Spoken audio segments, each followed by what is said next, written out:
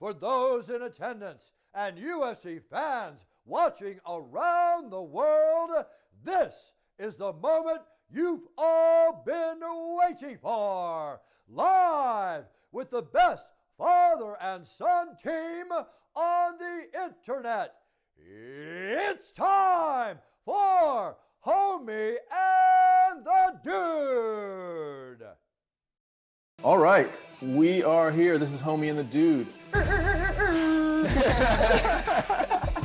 As someone who is constantly told don't meet your heroes, I say fuck that, meet your heroes, because some of them are incredible. We got a fucking Olympian. I know. On the podcast. That's crazy. Let's talk about the Olympics. So, China, like, just to put the disclaimer out there, I love China. Got into stoicism about three or so years ago. You know, when I fought at the London Olympics, I'd been doing judo for 20 years already. You're a young guy, and it was probably a pretty like substantial thing in your life. Yeah, boy. All right, hold on. This is the non-crying moment right here. We're right in that zone, the non-cry. Bah! Right? Guy number 1 gets another like, bah! The guy number 50 gets another like, a battle have to be like, boom, boom, boom, yeah. Right? This stuff, sad. But when you hear like a waving song comes up, you're gonna be doing a waving style, you know what I mean? Or if you're doing something where there's hitting on the beat, or if you're top rocking because it's a funky song. Or black, you know what I mean? Oh, another quote is, you are already the supervillain in someone else's story, and you don't know it. That is amazing. How does it feel to be a fucking pioneer of a sport, dude? You're one of the guys that's really pushing one-wheeling forward and inventing tricks and stuff. How does that feel, dude? I definitely am aware of that fact. It's almost so rad and so unique that it almost doesn't really feel real. Yeah, my shit was like completely off. That's all I'm saying. A lot of the work I do is big work, so it means I'm going to be spending time with that person, just me and them, and there's going to be a lot of those days that that combine together to make their finished tattoo. I want to make sure I enjoy the people I'm spending my days with.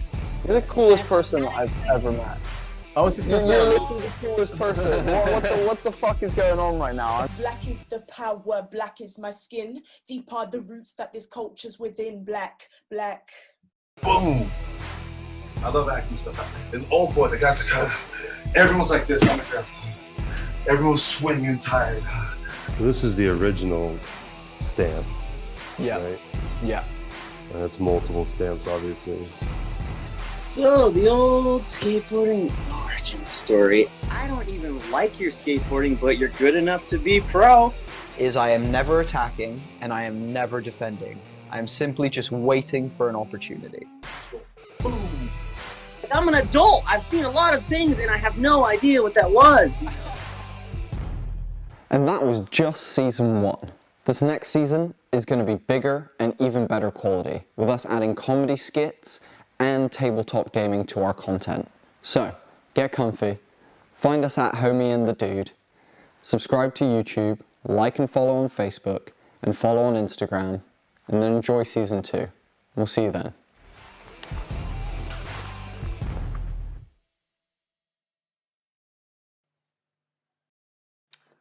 What is up, everyone? Thank you for joining us. We are here for a fight card that we've been waiting for and talking about for what, months? Sweating about. There's been no talking, there's only been sweating. We're nervous about this card for several reasons. Excited, but also I gauge my card that really legitimately get me feeling a little bit queasy when I think about them. Just because the lot at stake tonight with UFC, the lightweight division, the women's strawweight division, the welterweight, for sure. So yeah, there's a lot going on. They're going to start the early prelims here in a second, so we will do the play-by-play for the early prelims. However, we got a lot to talk about with regard to the main card and the fights on the main card. It's not just the top 3 fights on the main card that are interesting, which are Usman versus Covington 2, which is Rose Namajunas versus Zhang Weili. That's how you pronounce it, I believe, from someone from China. You do the last name first and then the first name. So Zhang Weili versus Rose 2. And then basically a championship qualifier, Michael Chandler versus Justin Gaethje. Winner is probably going to get a shot at the champ. That fight is going to be in December. The Dustin Poirier-Charles Oliveira fight is going to be in December. So winner of tonight is probably going to fight the winner of that fight. Who knows? Losers might fight each other as well. Other than that, there are some other pretty banging fights. So let me just tell you, there is the introduction of Ian Gary, who's got some real steam behind him. He is, some say, the next generation of Conor McGregor. So he's from Ireland. He's going to be fighting on the early prelims. You got Edmund Shabazian, who also had a lot of excitement behind him. He's had a couple losses. He lost to Derek Brunson, and I think he lost to Jack Hermanson as well. So he needs to get himself right. But going up the card, we've got Ali Quinta fighting Bobby Green. We've got Alex Pereira. Alex Pereira, you will know, if you don't yet, you can easily YouTube, is the last person to knock out Israel Adesanya. What's wrong, man? I'm just sweating right now. You all right? Yeah, I'm just... What the fuck is going on with you, dude? Sorry, we just had a little... I believe, guys, we just had a little bit of a stream blip where we had a little bit of lag. Apologies for that. We should be back up running all good, guys. Okay. Apologies for that. I'm over here sweating like a monkey. Can everyone hear us all right? Is everything all good in terms of sound? Also, guys, we're father and son. We're a father and son team, yeah. So, by the way, this is Homie and the Dude. We are the father and son MMA and TTRPG podcast, and the home of the best NPCs in the entire fucking planet. But we also love UFC, MMA, fighting in general, and this is just a great card. So we are really, really looking forward to the card. Can you guys, if you are on right now, give us a thumbs up? Oh, we got thumbs up that the sound is good. Amazing. I'm going to switch over to my fight audio. So other than that, let's just sort of kick in, relax. Let's see who's here. So if you're here and you want to interact with us, come on in. Let us know who you are, where you're watching from, and who you want to see especially. Maybe any questions that you have, anything that's burning on your mind. Yep, we want to hear it all. We want to hear it all. I mean, we just come off of UFC 267, which there was some interesting results in that. We had Jan Blachowicz giving his title over to Glover Teixeira, which is a good news story, but a bit disappointing on how Jan... Yeah, who else was shocked by that? We were fucking rattled by that one. Yeah, I mean, to be fair... good on Glover. To be brutally honest, it seemed like it was a very early tap by Jan Blachowicz, almost like I agree, it felt kind of early. Yeah, it was one of those, I guess I'm going to lose now, so instead of going through the pain of getting strangled, unconscious, I'm just going to tap, which kind of sucked. But also on that card, we saw a couple other very, very important performances. We saw Islam Makhachev just show flipping domination over Dan Hooker. And if you remember that fight, Islam and Dan were standing for about a minute and a half, and then Islam took Dan down and systematically broke him down until he actually landed a Kimura from the top, which is incredibly difficult. So Islam Makhachev is a legit lightweight threat. And so we got lightweight fighters coming on here over the next couple months, but he is one to look at. Shafiro Bandora, thank you so much for liking and following on Facebook. Welcome to La Familia. Pleasure to have you with us tonight. Guys, if you're new to the Homie and the Dude streams, the way we do this is we do live play-by-play commentary. There is currently the first fight of the early prelims going on at the moment. We'll get to that probably in the second or third round while we're just doing this little bit of intro for everyone arriving. But what we do is we do live play-by-play commentary. You'll see the stats up on screen. And what you do is find the fight, load the fight up yourself on your end, and then come back, join us so we can all hang out, chat, and experience the fights together. If you are new, please let us know where you are watching from tonight and who you are here to support. We would love to find that out from you guys and get chatting with all of you.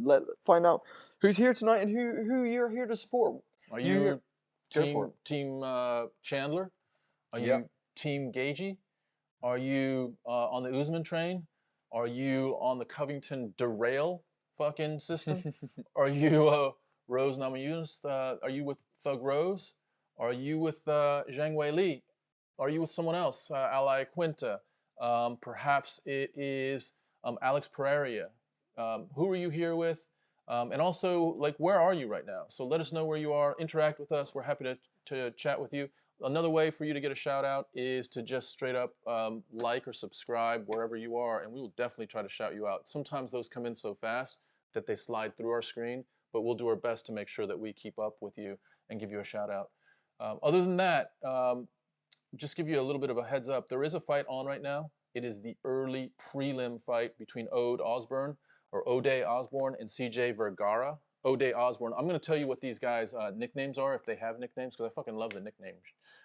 Ode Osborne, although he's American, is known as the Jamaican Sensation. Nice. Yeah. So that makes sense. Yeah. So Ode is 9-4. He is, you know, super athletic and bouncy and energetic, and he's fighting a guy named CJ Vergara, who is more of a Muay Thai fighter and likes to do a lot of leg kicks, and he's 9-2-1. He's kind of short. CJ is only 5'6", so there's a little bit of a height discrepancy. But this is now going into the second round. Right, I've set the stage with that. Let's come back to some other stuff. So, the last fight card, I talked about Islam Makhachev. The other big standout of the last card was Khamzat Chimaev. And Khamzat Chimaev basically introduced, you know, he kind of initially introduced himself a year ago this time with his performance in Fight Island, and basically a 3-fight run in about, I guess it was 2 months maybe. But what he did this time was truly impressive, because he fought someone that wasn't, you know, middle of the road. Lee, what do they call him? The Leech. Lee the Leech.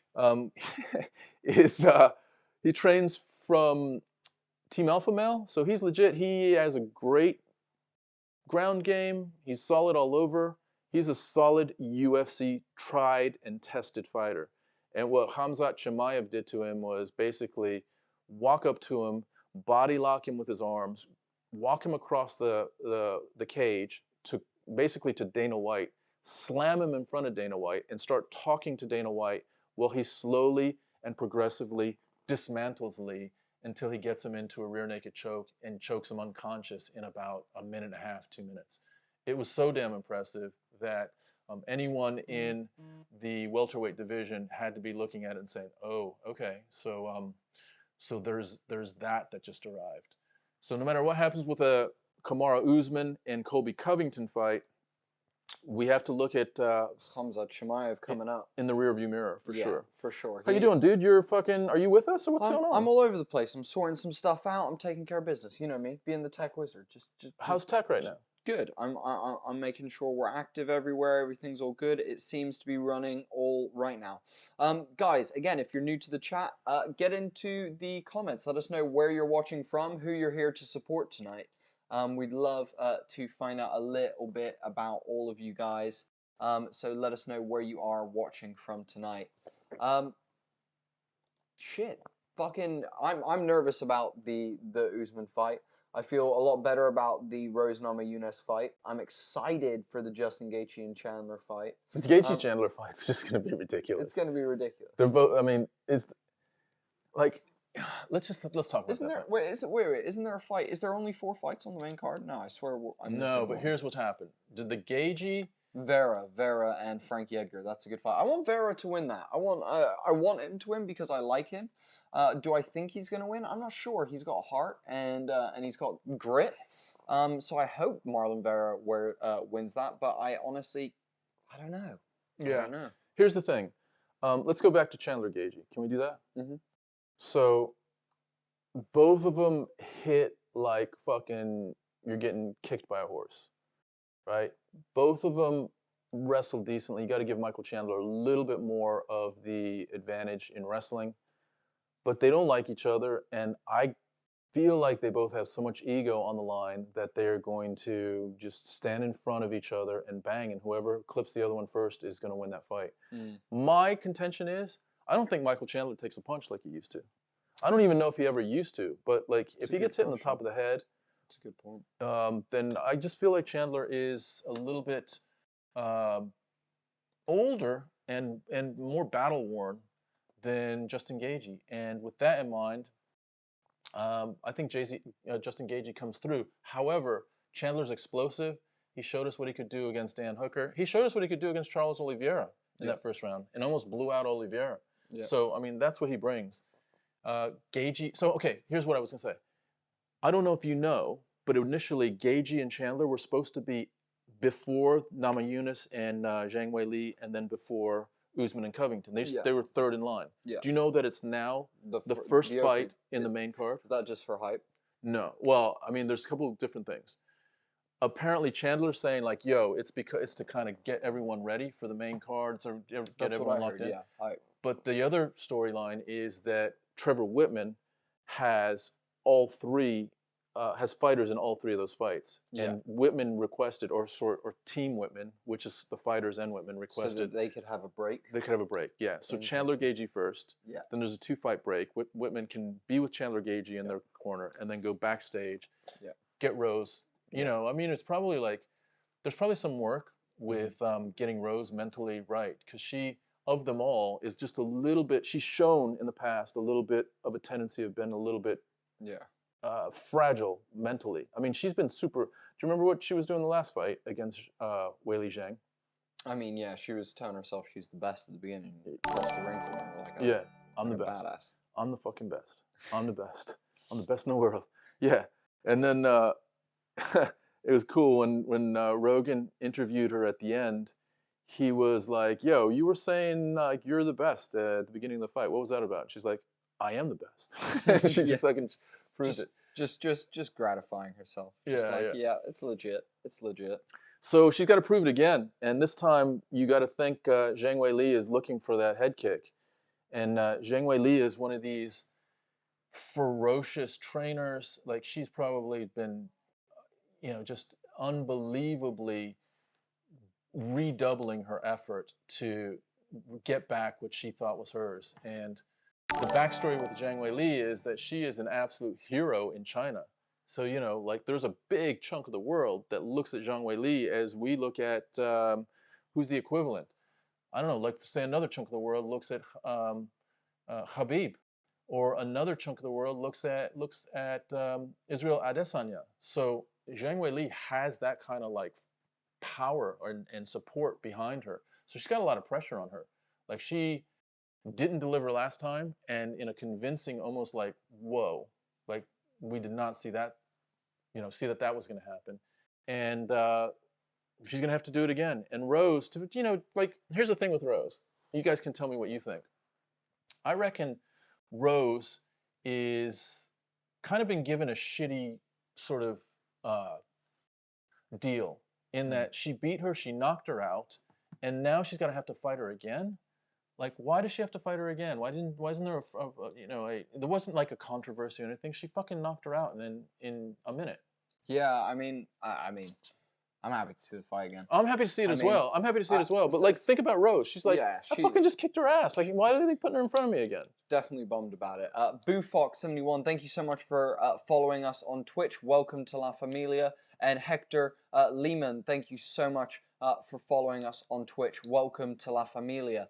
Guys, if you're new here to the stream tonight, please, please, please let us know where you're watching from tonight, who you're here to support, and yeah, we want to interact with you guys. The whole point of this stream is that we all hang out, we watch the fights together, and we get to chat and spend some time together. So let us know where you're watching from tonight and who you're here to support. BooFox, talk to us. What's the story? Where are you at right now, and who are you mainly here to see?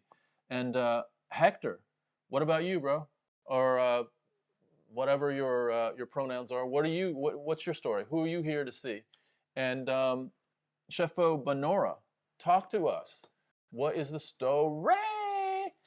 We are in the third round of an early prelim. So this is Ode Osborne versus CJ Vergara. 3 minutes into the third round. to be fair, I'm gonna just tell you straight up, I have not been watching this fight. Yeah, it's definitely blown past. Guys, we have about 65 of you watching the stream right now. We really appreciate every single one of you joining. There's about 58 of you amazing people on Twitch right now. Thank you all for joining us on Twitch. We really, really, really appreciate that. Shout out to the Twitch people bringing it large tonight. If you get a chance, share the stream out to your people. If you know someone that likes MMA and you want them to come hang out, this is the place to be. This is the place to do it. As we get into these early prelims, we're almost at the end of this first early prelims fight, and we'll get in with our play-by-play coming up with that next fight for you guys. So yeah, let's circle back to the card. Who else are you looking at besides? So I want to see Ian Gary because he's supposed to be pretty exciting as far as coming out of Cage Warriors, dominated, and is from Ireland. He's got similar type, sort of momentum behind him as Conor McGregor had. So I'm actually excited to see him. I'm super excited to see Alex Pereira. I mean, dude. Okay, so here's what I would say. I was like, in my head, I was like, oh, this is the UFC trying to pull, they're trying to set up like, oh, here comes Adesanya's like, kryptonite, kind of thing. And I was like, oh, there's no way Pereira he's not going to get through his first fight because he's going to get grappled, he's going to get pulled down, he's got no chance, right? Do you know what? I saw him and was like, oh, fuck, he is massive. Yeah, yeah. He is absolutely massive. That dude is huge. Absolutely freaking massive. Well, the thing about him as well is that he's got fucking hands, dude. He's got fucking just absolute dynamite in his hands. So what he did to Adesanya, like if you guys, I'm not like trying to get you away from the actual stream here, but if you haven't seen him knock out Adesanya, his name is Alex Pereira, and look that up against Adesanya. It is a clean knockout. Adesanya's on his back. And so that is, really, really interesting that he's debuting tonight. So we got that in front of us. Yeah, I'm actually, like I said, I'm a little bit nervous for that one. I'm excited to see what goes on with that because huge fan of Israel Adesanya, and it would be interesting to see this, striking adversity for Izzy, and see. But I'll tell you what, Alex is huge, and his hands look ginormous. His hands look absolutely massive. A terrifying dude. But is what it is, There's another one. Shane Burgos is fighting Billy Quarantillo. You remember Shane Burgos' last fight? I do, yeah, and he took that like a delayed knockout almost. That was crazy, yeah. It was a Edson Barbosa. Was it a head kick that he hit him with or a punch? No, it was just a straight. It was literally like it was a straight. Like combination. Yeah, like he was fucking bouncing punches off his head for a while. Yeah. And, but yeah, it was just a delayed knockout. He kind of stumbled for a moment and then fell backwards. It was like his eyes crossed, yeah. And then he fucking did some weird shit. Like I've never seen a standing knockout like that. And that was that the same card as the Jimmy Crute where his leg went completely out and his leg was just like completely gammy? There was one of those cards where like Crute, yeah, there was like 3 or 4 injuries on a card. It was Jacare on that card as well, where he gets his arm broken. Like there was definitely like I think it was that card. It's over to you. Because I gotta get something out of my throat. You're right. Jesus Christ. Fucking hell. But yeah, this first fight has just come to an end. No, is this third round? Where are we at now? Yeah, this is. I thought this was over. End of the third. Yeah. So this fight, to be fair, we have not given Ode Osborne and CJ Vergara the credit that they probably deserve. It was a good fight. Both men were actually trading. Upwards of 400 punches were thrown between the two gentlemen. Yeah, I didn't see one. Here we go. Let's see what the decision is of this first fight of the early prelims. Well, here's the thing. I mean, CJ Vergara, from the stats, looks like he. Oh wow, is that showing the fucking decision there? Yeah. Okay, so the decision has been announced. It's unanimous. And it's fucking wow. They gave it to Ode. That's interesting because CJ. Can I see the stats again? Fucking CJ outstruck Ode, and significant strikes was more. Head strikes was less. And his ground control was more. Loads of shots to the body more. More leg kicks. He got fucked. Probably was aggression. Yeah, he got fucked. CJ got fucked. As far as like the stats. Yeah. Yo, the first like screw job of the night. Yeah. All right. Hey, Zimmerman, what's up? Pleasure to have you. Guys, Chris, long-time fan and regular in the Homie and the Dude chat. Pleasure to have you, Chris. Zimmerman, what's up? Yeah, pleasure to have you. Coming up next, we have... We're going to get our shit together here. We have Souza versus, oh my goodness, Bagdashryan. Bagdashryan? Hell yeah. Cool, Bagdashryan. Or Melsik for short. Melsik? Yeah, Melsik. Melsik Bagdashryan versus Bruno Souza. Bruno Souza. Is this Bruno's first fight in the UFC? Is this his debut? He's on a 10-fight winning streak, first of all. He lost his first fight, similar to Zhang Weili. So you know Zhang Weili lost her first fight, then won 20 in a row. Went on a tear. Then loses to Rose. So she's 20-2. Oh shit. She's got losses on either end of that 20. Yeah. But Bruno is 10-1. He's fighting right now. His nickname, you guys know that I'm hyped on nicknames. Bruno's nickname is the Tiger. He's from Brazil. Melsik Bagdasaryan's nickname is the Gun. The Gun. And he's 6-1. He's from the U.S. So let's see. We'll actually tune into this one with you guys a little bit more than we did on the very first one. The walk-in right now is happening with. I'm just to see who this is because I'm not seeing. Oh, so this is Bruno Souza. And he is from, let me just tell you where Bruno Souza is from. Bruno Souza? He's from Recife, Pernambuco in Brazil. And I know I mispronounced that, so if you're from Brazil, you might want to give me a little bit of a correction because that was bullshit. That was fucking bad. Yeah, so he looks real chill. He's dancing to some music. It looks like, you know what's cool? Is unlike other venues, where the whole arena is pretty much empty for the early prelims, Madison Square Garden, like a motherfucker, is representing because there are people in the stands right now for the early prelims. And you're not going to get the main event for, let's see, it's 10:30 right now. You're not going to get the main event for about 5 hours. So hell yes to Madison Square Garden, hell yes to New York, hell yes to true fighting fans. Because I'm just going to call some shit out. In Texas, there was some events that no one was there until about 2.5 hours before the main. It was, dude. Like in Houston. Yeah. I'm not sure if it was in Florida as well, and actually it's getting that way in Vegas. Yeah. Where it's like fucking, you know. It opens up real slow. It opens up real slow, and like you can see just empty seats for rows and rows, but not here. Like I will say that in Madison Square Garden right now, the lighting is pretty low. But I am seeing lots and lots of people. Like I'm seeing more people than empty seats. So anyway, Bruno Souza is getting ready to enter. Like I just said, he's on a 10-fight win streak. He enters the cage, similar to how John Jones does, which is like crawling up the cage, hands and knees. He does a little bit of a prayer right at the gate of the cage and shows some real respect, I think, for probably the sport itself and for what's going to be in front of him. Melsik Bagdasaryan is from Armenia, so he is Melsik the Gun. You can find Melsik as Melsik the Gun on Twitter. Ridiculous. Absolutely ridiculous. Melsik the Gun is 6-1. He's from the U.S., but he resides, like he comes from originally from Armenia, and he's just entering. This is a featherweight bout, by the way. So. Second bout of the night.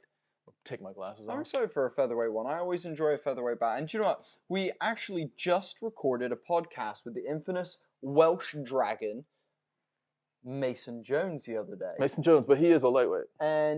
But he was saying he believes that featherweights and lightweights, there's not much difference in terms of punching power, which is really, really interesting if you think about it. Yeah. So there'd be no way I'd be there. I wouldn't be there from start. I agree, Chris. We would be there from start to finish as well. I actually would be there before the start just to get the vibe. And so I have history of doing that. I used to live in Las Vegas, and I'd go to a lot of the big fights in Vegas. And I would be there early, just to get the vibe, just to get the energy of the place. And also, there's times when you're there early enough where you can sneak down and get into the lower seats until you get bounced out. But to be fair, like no one cares early on. Like what are they called? The like ushers. They don't care early on either. So you can watch the early prelims. I am looking at some seats right now. There are some seats that are empty on one side of the cage in a weird way. But yeah, so Zimmerman, I'd be there fucking early and watching every single ounce of it. Especially when you're paying the fucking prices. Like, I don't know what the prices are these days. Any idea what just a general admission ticket would be to Madison Square Garden? Yeah. Right, coming up. Yeah, all right, here we go. The announcement for this fight is coming from the recently recovered Bruce Buffer. So, by the way, we had Bruce Buffer on the show a while ago, and that was a good podcast. So if you haven't seen that, it's a fun one. Come and check it out. We just had Mason Jones here in studio yesterday, and that was amazing. So Mason Jones's podcast, we'll be live next week. We'll be live next week, and he is an up and coming lightweight that has, if you watch his last fight, Michael Bisping and Paul Felder are both just like singing his praises. Singing his praises big time. So one to watch for sure. Definitely Mason Jones has some super, super upside. So anyway, he was here kicking it with us yesterday, and that was really cool. We were talking, he was, very, very insightful. If you watch that podcast, the thing that we loved about it is he's just so candid and humble and honest, about his own place in the game, what he needs to work on, what worked, what didn't work in the fight. So yeah. There we go. Round one. Ooh, big swinging outside leg kick that swing and a miss. All right, let's just set the stage. We got Bagdasaryan, who is in the white, and he is a southpaw. And then we got Souza, who is from Brazil, as I mentioned, and he has got sort of a gray Venom trunks on, and they're both kicking each other because they're opposite stances. So when you're opposite stances, your back power leg can kick the outside of their front leg, and that causes a lot more damage than when you're in the same stance. If you're both orthodox, you can kick the front leg, but that front leg's right there in front of you, and you're just sort of like, I wouldn't say just tapping it, but you're hitting it with a lot less force with your front leg to their front leg. If you want to use your back leg, you're hitting the inside of their front leg. So in this case, with an orthodox fighter and a southpaw fighter, you can damage the fuck out of their front leg with some rear low leg kicks, if that makes sense. Okay. Zimmerman, you say, I heard some of the worst seats were upwards of 500. Dude, what is that, brutal, man? I mean, like, at some point, there should be seats that, a dad can take his son to, that you don't have to spend $1,000. Like, that should be a thing. Like, there should be 1,000 seats in the the T-Mobile Arena, or in Madison Square Garden, or in Fight Island. Like 1,000 or something, maybe 2,000 seats that are just like, yo, $50 a seat. Like, come and watch the fights. And maybe they could actually like say, look, it is like a family seat thing. I don't know what they would say, but anyway, Bagdasaryan and Souza are fighting right now. 3 minutes left in the first round. The lead leg of Souza read the outside of the quad really. Oh, nice counter from Bagdasaryan as Souza goes in for a little outside leg kick. Bagdasaryan trades with an overhand right and clips him there a little bit. Bagdasaryan really putting on the pressure, cutting off the cage really nicely, and trying to head off Souza here. Bagdasaryan is definitely putting the pressure on. Souza is now in the southpaw stance. Interesting. Souza's changed the southpaw as well, so they're both in southpaw stances right now, which now means that they. Is that right? Yeah, they're both in south. But Souza's changing stances. He's changing freely. Zimmerman says MSG beer is probably. Do you think so, Zimmerman? 20 for like a red cup of beer or whatever they're serving it in? That is crazy. I guess so, because it's New York. But that is just outrageous. Hayek Mirchian, what's up? Hayek with a question mark. Are you confused about something? Hit us with the actual question, the words before the question mark, and we'll see if we can answer it. Zimmerman saying Madison Square Garden beer is probably $20 as well. Oh, another big outside leg kick. Wow. Oh, nice, beautifully timed shot from Souza. And he's done a really nice job grabbing a high single leg at the moment. deep under the knee. He's holding that leg, controlling in the standing position. Souza needed to do that, I think, just to stop the flow of Bagdasaryan just walking him down. Bagdasaryan did a good job making sure to keep his leg on the outside to start off with, but now Souza's doing it. There you go. He's got his foot on the outside, making sure that the single leg is almost nullified from that position. Yeah. What is that and tattoo? Souza lets go. Oh wow, big knee to the body for Bagdasaryan, and reverses the position now with Souza up against the cage. Oh, Souza reversing it with Bagdasaryan now up against the cage. Both spinning back and forth in this 50-50. Little teep from Souza as they split. And they're back to standing and just sort of at distance again. So there was a little bit of an exploration of some clench work and some standing grappling, if you will, just to get a feel for who has maybe more strength. Yeah, outside leg kick. It looks like, wow, nice little spinning back kick that actually, I think it actually, it hit just off Souza, balance. but he's off balance. He went into the cage off balance. Yeah, I was gonna say, it didn't seem like a head kick. It was more a more of a like shoulder. Did you see he tried to do a little question mark there? It was a crescent kick. Yeah. Souza threw a little crescent kick, which the highlight has recently been going around of the Cage Warriors match where a man landed that nice counter lead left counter straight left from Souza there. Bagdasaryan still just putting the pressure on. Souza throwing so many feints, really throwing lots of feints and keeping it busy right till the end of the first. Souza was dicking around there at the end, just sort of. What is on Souza's back? What is that tattoo? Is that like a? Can you tell me what you see there? No, seriously, like look at it. I genuinely don't know. It's a lot of ink with not a lot of like not a lot negative of skin space. break. Yeah, not a lot of skin break. You need skin breaks in tattoos, guys. Yeah. Make sure you tell your artist you want skin breaks. All right, so it is the end of the first. End of the first round. I would give that to though. Boom. I mean, they're come very close in terms of the stats. Only like 5 or 6 punches within it, strikes within it. But I would say I felt like Bagdasaryan took it simply for pressure, for just like a cage pressure. Yeah, I think so. He just had cage control. Yeah, it feels like just because he was just really walking that cage down. But I don't think either one of them really controlled the fight. So the fight is in the balance here. Second round. This referee, I've never seen this referee before, so I don't know who the fuck he is. But just a straight charge across the cage. Bagdasaryan with a big old sweeping outside low leg kick that misses, but he almost spins himself around in a corkscrew. Oh, fuck that. Oh, there he goes. Now that was a side kick to the shoulder, basically. Bagdasaryan tries another outside low leg kick and falls himself. That was weird. So let's see. They're both in the southpaw stance again. Souza doesn't really know what to do right now. He seems like he's a little bit confused on exactly, but he throws hands there a little bit.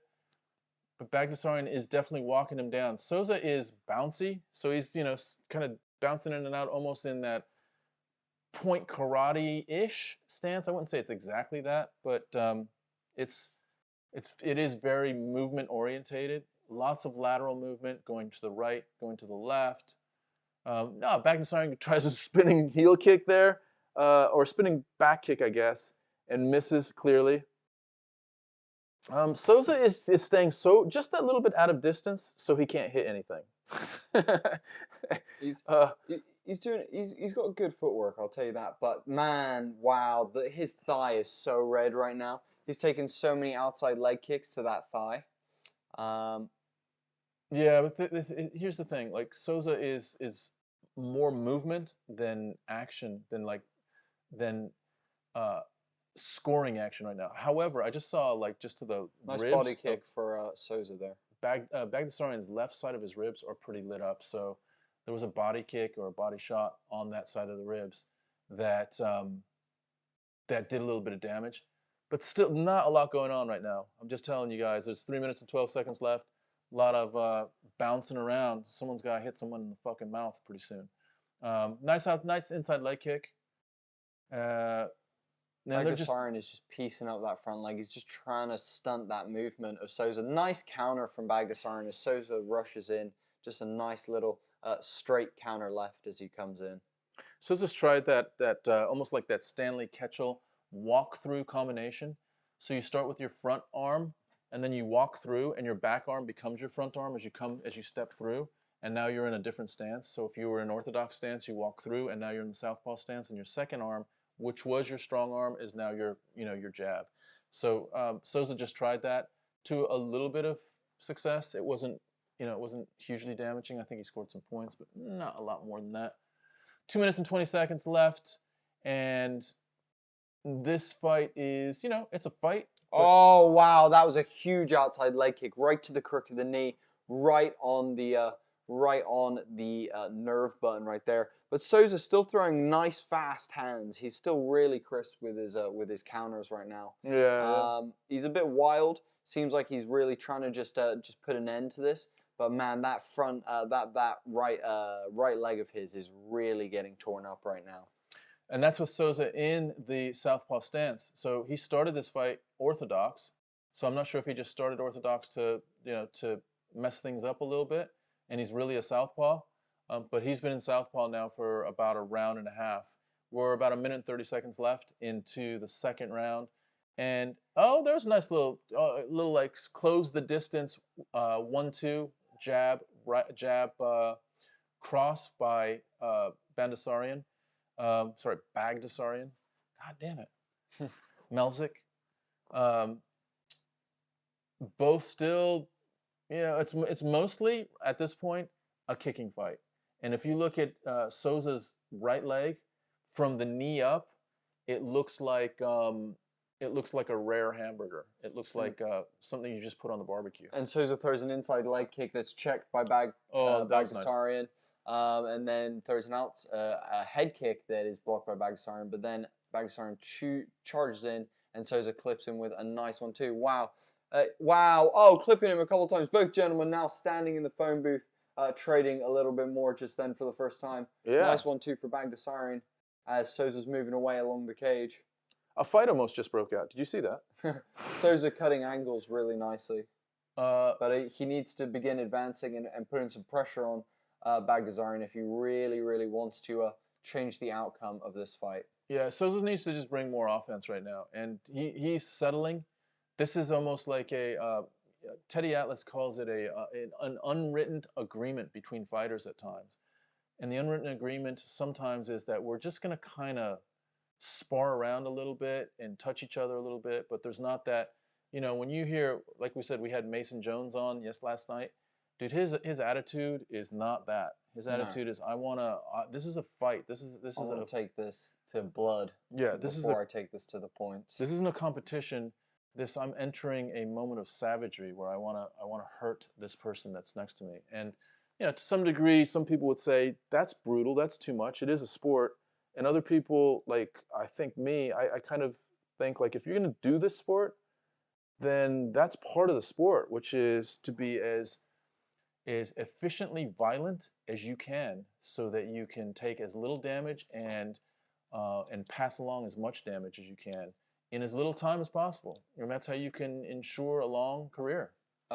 Souza's corner really giving him some hype, trying to big him up for this last round, give him some confidence to go out there and put something together for this last round. I would have that 2-0 to Bagdasaryan. I would too. On my end. Souza's got it on a 10-fight win streak. So I mean, like, what? I'm a little bit confused. Whether he might just be nervous about losing the fight, or those 10 fights, put himself in danger. Yeah, and I'm not saying like Bagdasaryan is fine. He's good. He's at a level that is perfectly fine for the UFC, but he's not like an overwhelming featherweight. So Souza's got to pick his shit up. Head kick that lands for Bagdasaryan as both gentlemen move in there. You know that it landed because Souza smiled and shook his head no, which always means, ow, that really fucking hurt. There we go. Wow, outside leg kick for Bagdasaryan, but beautiful counter from Souza. Nice 1-2 right up the pipe. Both landed flush on the face of Bagdasaryan. Look at that angle. There are empty seats there, aren't there? Mm. Yeah. So there's one part of MSG which has, I don't know if that's the fucking celeb part of the cage, but there's other parts of the cage that have a fair amount of people.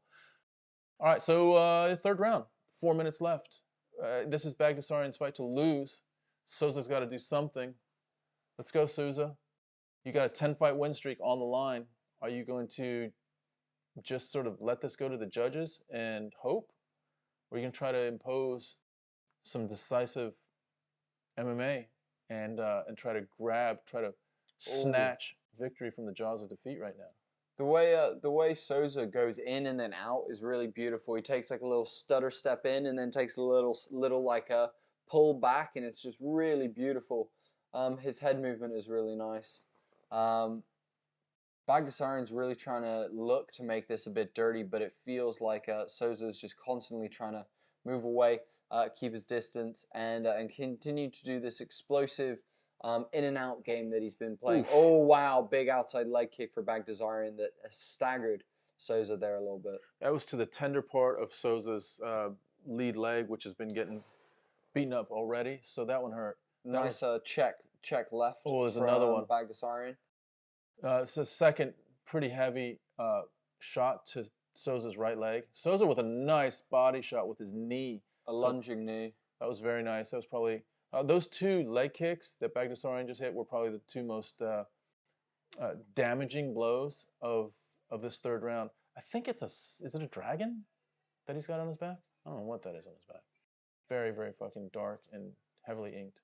Oh, nice sort of a almost like a tie clinch knee right in the middle of the cage, though. You don't see that very often in the middle of the cage. So that was Bagdasaryan delivering that to Souza.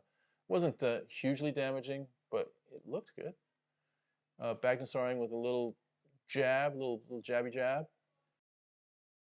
And it's both guys in the middle of the cage. No one feels like a sense of urgency right now. I don't get that from either guy. I think they're being very tactical, mutual respect for each other. Neither one wants to get hurt. But if you don't want to get hurt, that sometimes means you can't be in a position to hurt the other person. And it feels like there's a little bit of that going on right now, where they're in this, we're gonna fucking, I'm gonna land some shots, but am I gonna risk everything and set down on a big old badass motherfucking head kick or a big old badass like strong punch? I don't think that's happening in this fight. Both gentlemen still stood in the middle, exchanging feints at the moment. Couple of jabs just thrown there. Nice little lunge in from Bagdasaryan. Souza with a shot for a single. Interesting. Does a really good job. Got a high crotch single. And is trying to get some advantage in this third round, and he hasn't been able to do it with striking or kicking. Wow. So he tries to do a takedown, and Bagdasaryan slips out of the takedown as well. At this point, Souza's got to pull a rabbit out of a hat here, and that was a nice strike. So Souza does try to land. He sort of skins his glove, his left glove, over the top of Bagdasaryan's head, but he shot that with a little bit more venom, which was nice. Where is the Rose versus Zhang Weili? Who's Rice? Oh, I see. That was cute. Yeah, we don't really do that here, Herzina. So if you wanna hang, it's Rose versus Zhang Weili. If you're not down with that, then you probably want to find another stream. Nice counter right from Bagdasaryan there, landed nice and flush against Souza. Conte, thank you so much for liking and following on Facebook. Welcome to La Familia. The Rose fight is not for a while. This is the second fight in the early prelims. We're not even in the main prelims yet, and that is the end of the second fight of this card, guys. Yeah, to answer the question though, that fight, Rose is fighting Zhang Weili probably about, let me see, 3:30 in about 4 hours, 4 to 4.5 hours. Let's say I had to, sorry. No, you didn't have to, but if you're happy to hang and not bring in stereotypes and shit like that, we're happy to have you.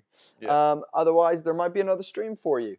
But guys, if you're enjoying tonight, thank you so much for joining us. This is Homie and the Dude. We're 2 fights into tonight's card. We are obviously looking forward to the main events coming up. Fant, thank you so much for liking and following on Facebook. Welcome to La Familia. Such a pleasure to have you here with us tonight. And Zimmerman saying Namajunas versus Weili will be at 12:30 PST. 12:30 a.m. PST. Will it be that? Are you sure, Chris? That is late. That's super, super late. PST? Or you mean EST? No, EST. Wow, EST that's is when fucking it's live. Okay. Roughly. I mean, you know better than we do, Chris, because you're there. That sounds fucking real late. Because isn't that 3 a.m. EST, or am I wrong with that? Anyway, Zimmerman, hit me with some opinion here. Are you Team Usman or Team Covington tonight? You just go with the top 3 fights. Give me one name from each of the top 3 fights that you're looking at that you think is an advantage. By the way, just had Melsik Bagdasaryan's arm raised. Yeah. We thought he would win the fight, and he did win the fight. It was unanimous decision, 29-28 across the board. And let's just call this like it is. And this is why you're here, is because we're not going to give you a bunch of bullshit. I believe that Bruno Souza is going to regret how he fought that fight and how he got his 10-fight winning streak snapped. He didn't bring the urgency to win that fight.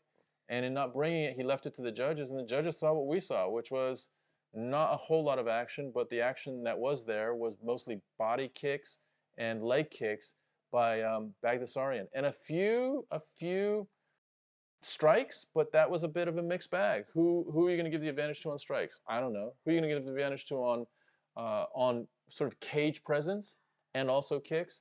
Bagdasaryan, clearly. And he wins unanimously. That's how the shit goes. Yep, there you go. Coming up next, we got Dustin Jacoby versus John Allen. And this one is going to be what weight class?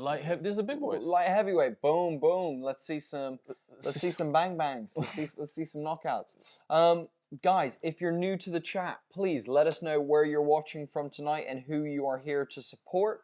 Whether you're Rose Namajunas, Zhang Weili, Michael Chandler, Justin Gaethje, Kamaru Usman, Colby Covington. We want to know, and we want to talk to you guys. We want to shout you guys out. Also, guys, if you get a chance, share the stream out. Invite some of your friends if they like MMA. Get it onto your socials. Get it up and about. Zimmerman saying he's got Usman, Weili, Vera, and Gaethje. I hope Marlon Vera. I really, really hope Cheeto wins tonight. I really, really, really, really hope Cheeto wins tonight. I think Cheeto has the best chance of winning tonight. I hope so. Well, here's the thing. Frankie Edgar has been taking some beatings. That knee he took, that flying knee from Corey Sandhagen, that was one of those where, your body kind of goes rigid and you start doing weird things with your hands and your eyes start blinking in different blink rates, and it's fucking bad. Just bad shit. So, yeah, I think Cheeto Vera is, here's what I'd say, Zimmerman. I would also say Usman. I think I'm going for Rose. I'm going for Cheeto Vera and Gaethje as well. So I'm 3 out of your 4. I'm with you out of that. Weili. Oh, it's such a tough fight. Weili should be able to impose her physicality on Rose a lot more than she did in the first fight. She should be able to do against Rose what she did against Jessica Andrade. She should be able to do against Rose what she did against fucking Joanna. Why didn't that happen in the first fight? Is Rose that good at her distance management? Is Rose that good at clean striking? Just talking about Rose being able to nullify the shit that Weili Zhang can bring to the fucking cage. Basically, Weili Zhang, what she did against Jessica Andrade, what she did against Joanna, was pretty impressive, and she didn't do any of that against Rose. However, she did land a couple leg kicks that were pretty impressive. So she goes low leg kicks against Rose for the first minute. Rose's first kick looks like it's a low leg kick. You'll remember, Weili sort of raises her hands a little bit, and the kick comes through her hands and clips Weili, and that was it. So actually, Weili anticipated a low leg kick and pulled her knee. And left her head out and ducked into it. Ennis, thank you so much for liking and following on Facebook. Welcome to La Familia. Pleasure to have you here with us tonight. If you're new tonight, guys, welcome to Homie and the Dude. It's an absolute pleasure to have all of you. Yeah, you shout out those. Yeah. Hey, Ennis, where are you from, homie? Tell us where you're from. Tell us who you're here to see. Get involved right now. I want to hear your voice, yo. All right, we've got Dustin Jacoby, who is the Hanyak. I don't know what the fuck the Hanyak is. Can someone look up Hanyak? Because that's his nickname. And then you have John Allen, who is the Hunter. Dustin Jacoby is from America. So Hanyak is maybe some sort of regional thing from like, I don't know. It feels like it's like a lumberjack thing. Yeah. You know, like if I'm fucking cutting trees down and, you know, The big, Hanyak? I don't know, like a big trunk of a tree is like a Hanyak or some shit. Or like me chopping a tree down with an axe. You know, I don't know. That's fair. John Allen is Brazilian. Not a very Brazilian name, but he is Brazilian. And his nickname is the Hunter. So if it was the Gunter, it would be Hunter, because isn't in Brazilian G's or H's? Hoist? Yeah. No, R's are H's. R's are H's. In Brazil? Yeah. Yeah. So John Allen doesn't have any R's in his name, so we don't have to worry about that. John Allen's 13-6. He is 13-6. Dustin Jacoby's 15-5-1. They're both weighing in at around the 205 limit. So these are big. Jacoby's 204, and there's a height advantage of 2 inches and a reach advantage of 1 inch on Jacoby's side. Ah, check it out. Zimmerman, a rebel without a cause is a Hanyak. Well, I don't get it though. Is that like in the movie Rebel Without a Cause, or like it's like urban slang for just like someone that don't give a shit? Help me out just a little bit more, because I'm not sure. I mean, have you heard of that, or did you Google it? Because I don't even know. I had never heard of it before. Here we go. Both guys have just touched gloves. In the black is John Allen. In the orthodox stance, big outside low leg kick by Allen, who has an entire leg sleeve. His left leg is completely sleeved up. And by the way, Dustin Jacoby has 2 ankle braces, which we've seen more and more in the cage. Jacoby is an orthodox fighter as well. Jacoby lands an outside leg kick. Jacoby's coming in to sort of close distance and land something heavy. Also, we do not show the fights, Mr. 7K. We do live commentary and play-by-play. That was a heavy outside leg kick by Jacoby. Jacoby switches stance, walks through, and tries to land. Jacoby's just swinging. He's swanging right now. And nice teep. Oh, wow. Big outside leg kick for Allen. Nice body kick from Allen there. He switches to the other side. And you can just see the difference. I'm not talking about weight and size either, but just the intention of these two fighters is entirely different than what we saw in the last fight. Both guys are just willing to stay in the pocket and throw a little bit more. Nice outside leg kick there for Allen. Jacoby throwing nice hands right now. Both gentlemen trading really nice outside leg kicks. And looks like Jacoby switches to southpaw. Really heavy leg kicks by Jacoby. Switches to orthodox again. He's just looking to, and leg kicks are just coming. Nice counter jab from Jacoby there. Boy, both men delivering leg kicks with both legs. So right leg high, left leg low, left leg body, right leg body. Like nice mixture of leg kicks. And it is, right now, mostly leg kicks are the things that are landing the best. But hey, let's not get it mixed up. They are striking with bad intentions. Jacoby covering up very similar to the way Petr Yan does with that high guard covering his face. Very similar to Petr Yan. Wow, nice counter there from Jacoby. From Allen as Jacoby stepped in there. Jacoby switches. Sorry, I meant Allen had the high guard. My apologies. I got there. They're wearing the short colors got me all switched around for a second. Nice outside leg kick. God. By Allen. Allen is just tearing up that outside leg. Little eye poke there. Now both guys go southpaw. So Mark Goddard is breaking them up for a minute just to give Allen a second. He did get an eye poke. He received an eye poke. So we'll just see how he responds to that. The main event will be live at, I believe, around 2 a.m. No, UK time? No, it's gonna be about 3:30. 3:30? Yeah, Okay. yeah, 3 or 3:30. Oh, UK sorry, time. main card. No, main card is like 2 a.m. So the main card or the main fight? The main card, yeah, is 2 a.m. Yeah, 2 a.m. The main card starts at 2 a.m. There's 5 fights on the main UK card. time, that is. Yeah. UK. Oh, wow. Jacoby with a beautiful uppercut there. Just landing. Wow, landing nice combinations now, Jacoby. Jacoby doing the look over here. Nice body shot from Allen. Nice body kick. Jacoby, nice little straight right. Nice left. Jacoby's got good hands. And good legs. Wow. Oh, wow. Big outside leg kick. These guys are thundering each other with leg kicks. Those kicks hurt. And I'm not sure, are Jacoby's legs just red in general, or are they just lit up with fucking damage? I think they're just that color. Nice sort of front teep kick. Oh, man, both guys winding up with leg kicks and still throwing strikes. So both guys have administered and received more damage than probably the first 2 fights combined in the first 4 minutes of this fight. Lots of wow, nice 1-2 by Jacoby. He's looking good, moving well. Both guys are still in it. I have to say, Allen's punches are a little bit rounded. He's got shorter arms. Nice 1-2 from Jacoby there. Jacoby's just landing. He's touching Allen a little bit faster because he's got a longer reach. The reach is a big thing in this fight. Allen, takes the reach out of play with a leg kick. So if I'm a shorter fighter or I've got shorter arms, I'm still usually able to touch the other fighter with leg kicks. Nice counter there from Allen. Oh, big body kick. We'll get back to you with an opinion on Colby and Usman after this round. Wow, big swing there from Allen. He misses. Nice triple jab there from Jacoby, and he switches stance now. Wow. Justin Jacoby looking smart, slipping that last punch really nicely, throwing a nice counter jab there.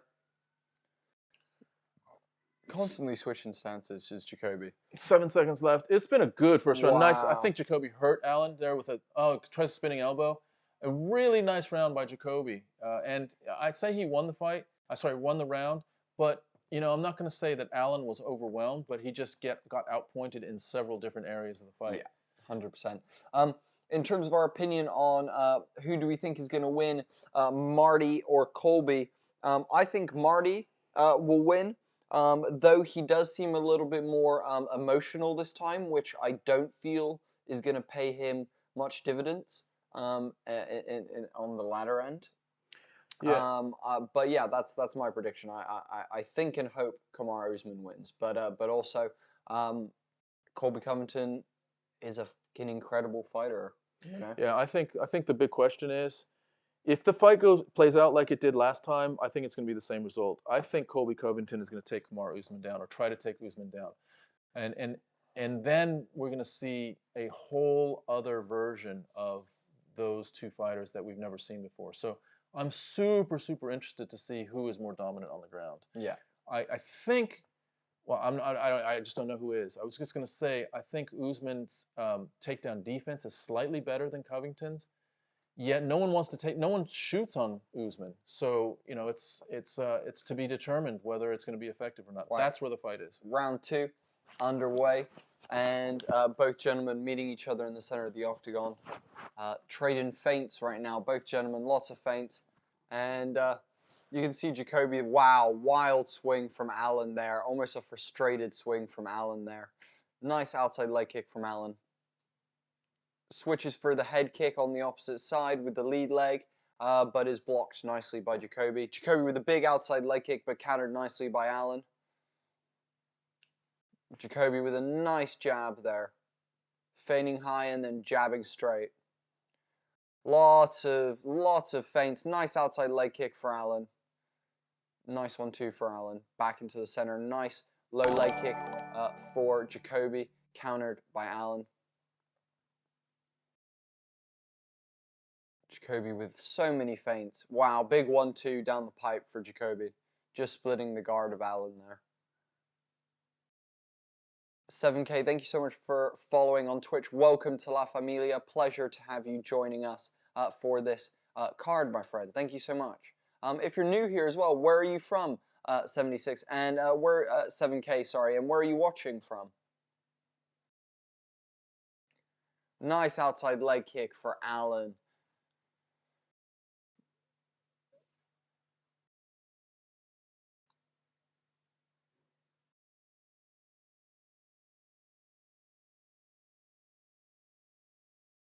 Ooh, big 1-2 for Jacoby. Nice counter for Allen. Allen is not afraid to keep this going. Jacoby is looking real slick, but Allen is in this fight. He's got heart, and he's still throwing with anger and aggression. Nice combination there.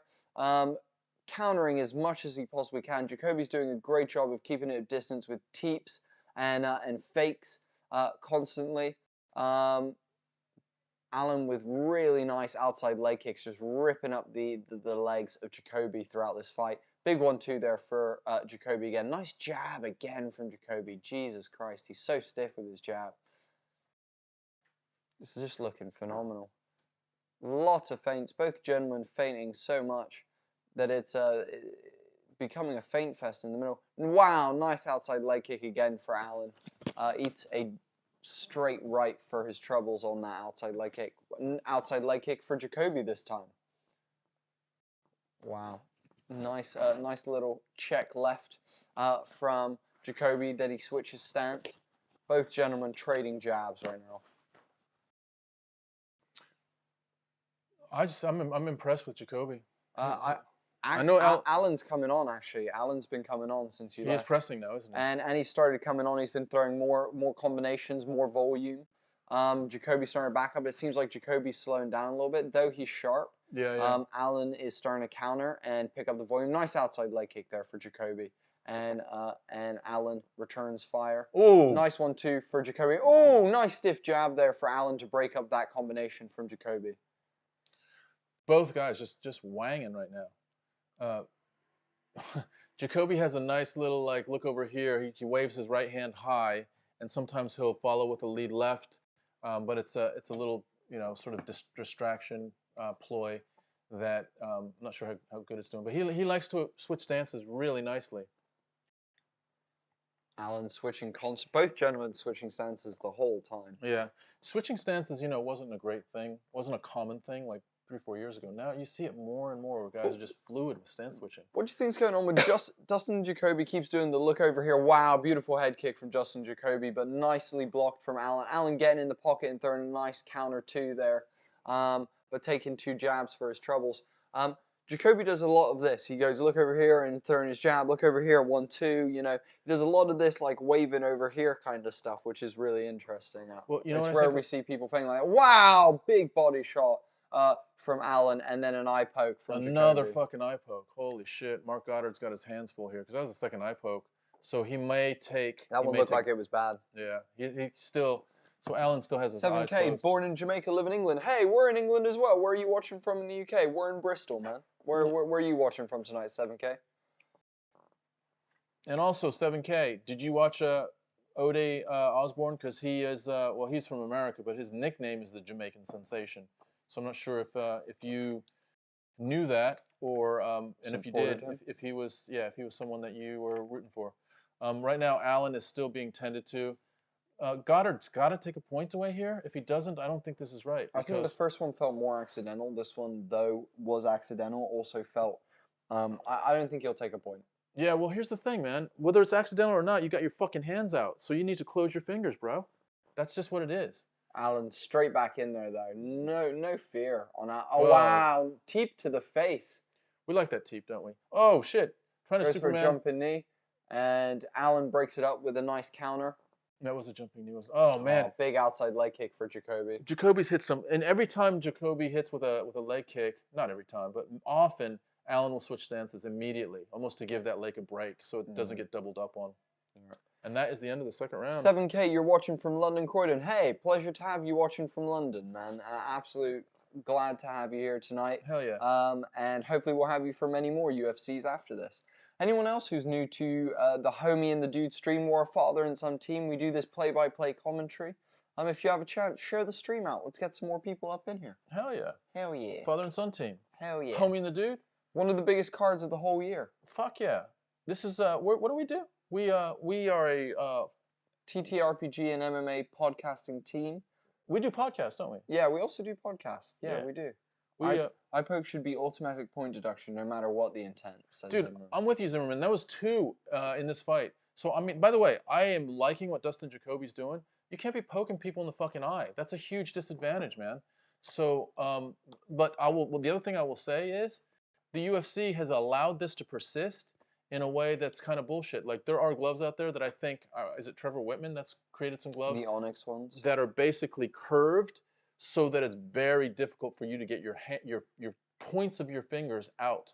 You'd have to do it like this, pretty much. So if you're looking to strike, your hands are just curled so much that you can't easily eye poke anyone. The UFC gloves are soft, man. You can fucking be out there like this, and people often are. And so let's see what happens with this third round. Wow. Nice outside leg kick for Allen there. Both gentlemen switching stance a lot. Loads of feints. Look how many feints both guys are throwing. Wow, nice counter there from Allen.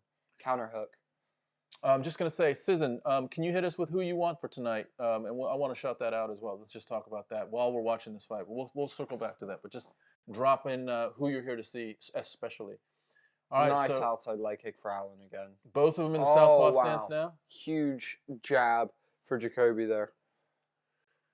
Hell yeah, this is a good fight. Boy, I tell you what, Jacoby has invested in the leg kicks this fight. It hasn't paid the type of like definitive dividends where you see Allen breaking down, but as far as just points and an accumulation of damage, he's done a really good job of building out a leg kick body of work. Currently, Allen has actually more leg kicks than Jacoby. Bullshit. That's bullshit. I challenge that right now. They're actually now equal at 17-17. Actually, currently you have Jacoby leading the total strikes. And Jacoby's face, Allen's face is really starting to wear the damage from those stiff jabs of Jacoby as we're coming into the latter part of this third round. Jacoby just straight sharp with those jabs. Jacoby's just right in the pocket, like literally right in front of him. He's like, look, I just want to... Who just dropped their mouth guard? Mouthpiece for Jacoby. All right, here we go. They're both just right, literally both have their front foot in a tire. That's where we are right now. Jacoby loves it. He wants it right in there. Backs away there for a second, but he's right in the mix of let's see who can strike a little cleaner. And throughout this fight, one of the differences, Jacoby is just... wow. He's just straighter, and Allen is just a little bit rounded with his punches. Quicker. As you say that, Jacoby lands a beautiful check left hook that rocks Allen. Yeah. Oh, wow. And again, 2 left hooks. Wow. 2 hard left hooks. So Jacoby now touching Allen a little bit more with a little bit more power as well. Allen's still in there, though. Allen is another outside low leg kick by Jacoby. What the hell? Allen is, kind of shucking and jiving, though. He's moving his head around. He's got good head movement. He does have good head movement. He needs to bring some more shit right now. He needs to bring some more heat. Otherwise, Jacoby's going to walk away with a decision, basically a unanimous decision for him. And Jacoby needs to sense that. In my mind, one of the things that we do see a lot, maybe not an over amount, but we see sometimes where a fighter is down and they're not pressing in that third round. And there was a little bit right there where Allen was teeing up and trying to switch this fight around. He's now starting to put the pressure on. Yeah. He's got about 1 minute 46 left for Allen to turn this one around. And Allen has also changed his style a little bit. He's dancing a little bit more. He's looking at keeping distance a little bit more defensive is Allen. He knows he's up, and he's still he's still touching. Jacoby, sorry, I'm talking about Jacoby right now being a little bit more defensive. He knows he's up, and he's touching Allen a little bit, but he's also making sure, as much as he can, that he doesn't get hit by anything silly. Hey, Mello, what's up? Pleasure to have you. What's up? Yo, Mello, what is up? How you doing? Who are you here to see? Tell us who you're here to see tonight, Mello. Good to see you again, by the way. But yeah, who's at the top of your mind as far as who you want to see tonight? Yeah, main card is on pay-per-view. You're 100% right. And 7K, hit us with who your favorites are. Wow, Allen went for it. Right. You got to give him credit for going for it. Here's the thing: when you go for it, it's really hard because you're coming out of your comfort zone. You're coming out of that sort of. If you think about it as a a train track, all of your controlled movements are inside of that track. If you want to do something that's outside of those movements to change the fight around, you have to go outside of that track, and it feels uncomfortable. That's what we're asking Alan to do, and he is trying to do that. He's stretching himself outside of the track right now, and he's trying to make something decisive happen. Wow, Jacoby comes in with a lead elbow that misses, but it's something a little bit different.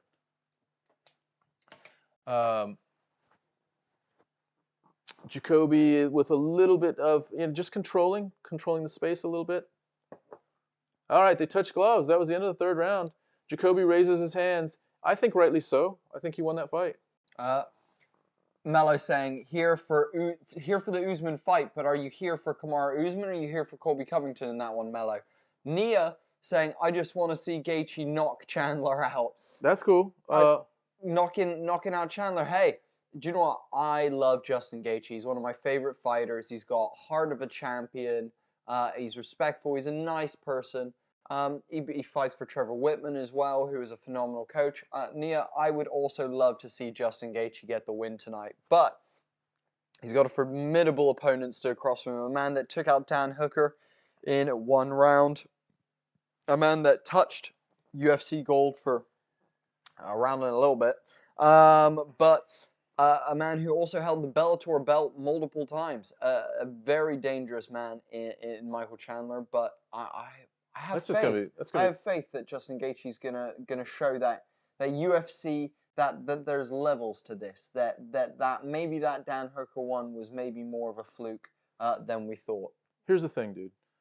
That is just gonna be like 2 buzzsaws that are like bzz, bzz, yeah, bzz. Like they're gonna be like it's gonna be explosive. It's gonna be exciting, and it's probably gonna be conclusive real quick. I'd like to see it go more than a round or 2. Just to see if leg kicks and takedowns and wrestling. Here's the thing: when was the last time we saw Gaethje get taken down? And I mean, we know he got submitted by Khabib, but when was the last time he got sort of taken down by a wrestler? I don't remember seeing that. Unanimous decision for Dustin Jacoby. We have a 28-29, 28-29, and a 30-27, ending with a unanimous decision for Dustin Jacoby. Coming up next, we got Villante versus Barnett. Yeah, it's let me just get you it's Gian Villante, who's 17-13. These are heavyweights against Chris Barnett, who's 21-7. You know what I'm talking about with nicknames. Chris Barnett has 2 nicknames. His nickname is Huggy Bear or Beast Boy. He hasn't decided which one it is. Those are wow. Gian Villante doesn't have any, I guess. Melo's here for Usman, nice. Also for Gaethje. Is there a free trial on ESPN? I don't think there's a free trial. I think the free trial was last weekend, Melo. So if you don't have that ESPN hookup, we will do our best to give you some play-by-play. You might want to try to hunt a different way to watch it, but we'll definitely give you everything that we can so that we can bring it to life as much as we can. These are 2 big boys. So Chris Barnett is sort of laughing and singing and having a good time as he enters the cage. Nia saying Chandler is good, but his chin is kind of sus. Yeah, I agree with you, Nia. The chin is a little bit sus. It feels like in Bellator he got clipped a good few times, and it feels like he also has been clipped a couple times in the UFC now. As well. Can you do some play-by-play on that, please? 1 second. Nia also saying, how do you think Usman v Covington goes, and what next for Hamza and Islam? Nia, I would say I think that Usman's going to win, but it comes down to the wrestling, I think, this time. And for Hamza and Islam, Hamza is definitely someone that the welterweight division needs to be afraid of, and there's a reason why Colby Covington is already saying that he doesn't deserve fights and that he doesn't deserve this, that, and the other, because the fear is there. That man is dominant and scary. Islam Makhachev, I mean, how many people do you see in the UFC from side control get a top control Kimura? So rare. So rare. Yeah. I've never seen that in the 10 years that we've watched UFC. Yeah. You know, so that is a huge thing there. So I mean, this is where I'm at. I think Islam in the next 5 years will get a chance to touch the gold. Whether he takes the gold is another matter, but I definitely think he will be touching the gold within the next 5 years. I think it's going to be shorter. I think he'll have a chance at a championship fight in the next couple year. years. Next year? Yeah. I think he's going to fight. So if we talk about the lightweight division, you look at Gaethje tonight versus Chandler. The winner of that is going to fight the winner of Poirier versus Oliveira. Makhachev is probably going to fight like maybe Beneil Dariush or one of the losers, maybe the loser that lost best. Maybe loser of Gaethje Chandler. He takes either Gaethje Chandler. Either Gaethje Chandler or Oliveira Poirier. Yeah. So the winners, the two winners of the November and December cards are going to fight each other around, I don't know, June of next year. I think Makhachev is going to fight around then, and then Makhachev fights for the championship at the end of next year. Oh, shit. Guys, also, we're Homie and the Dude, the father and son MMA podcasting team. If you're enjoying our Front Row Live show, please share it out. Takes a quick second. Head down if you're on Facebook. Press that little share button and share it to your timeline.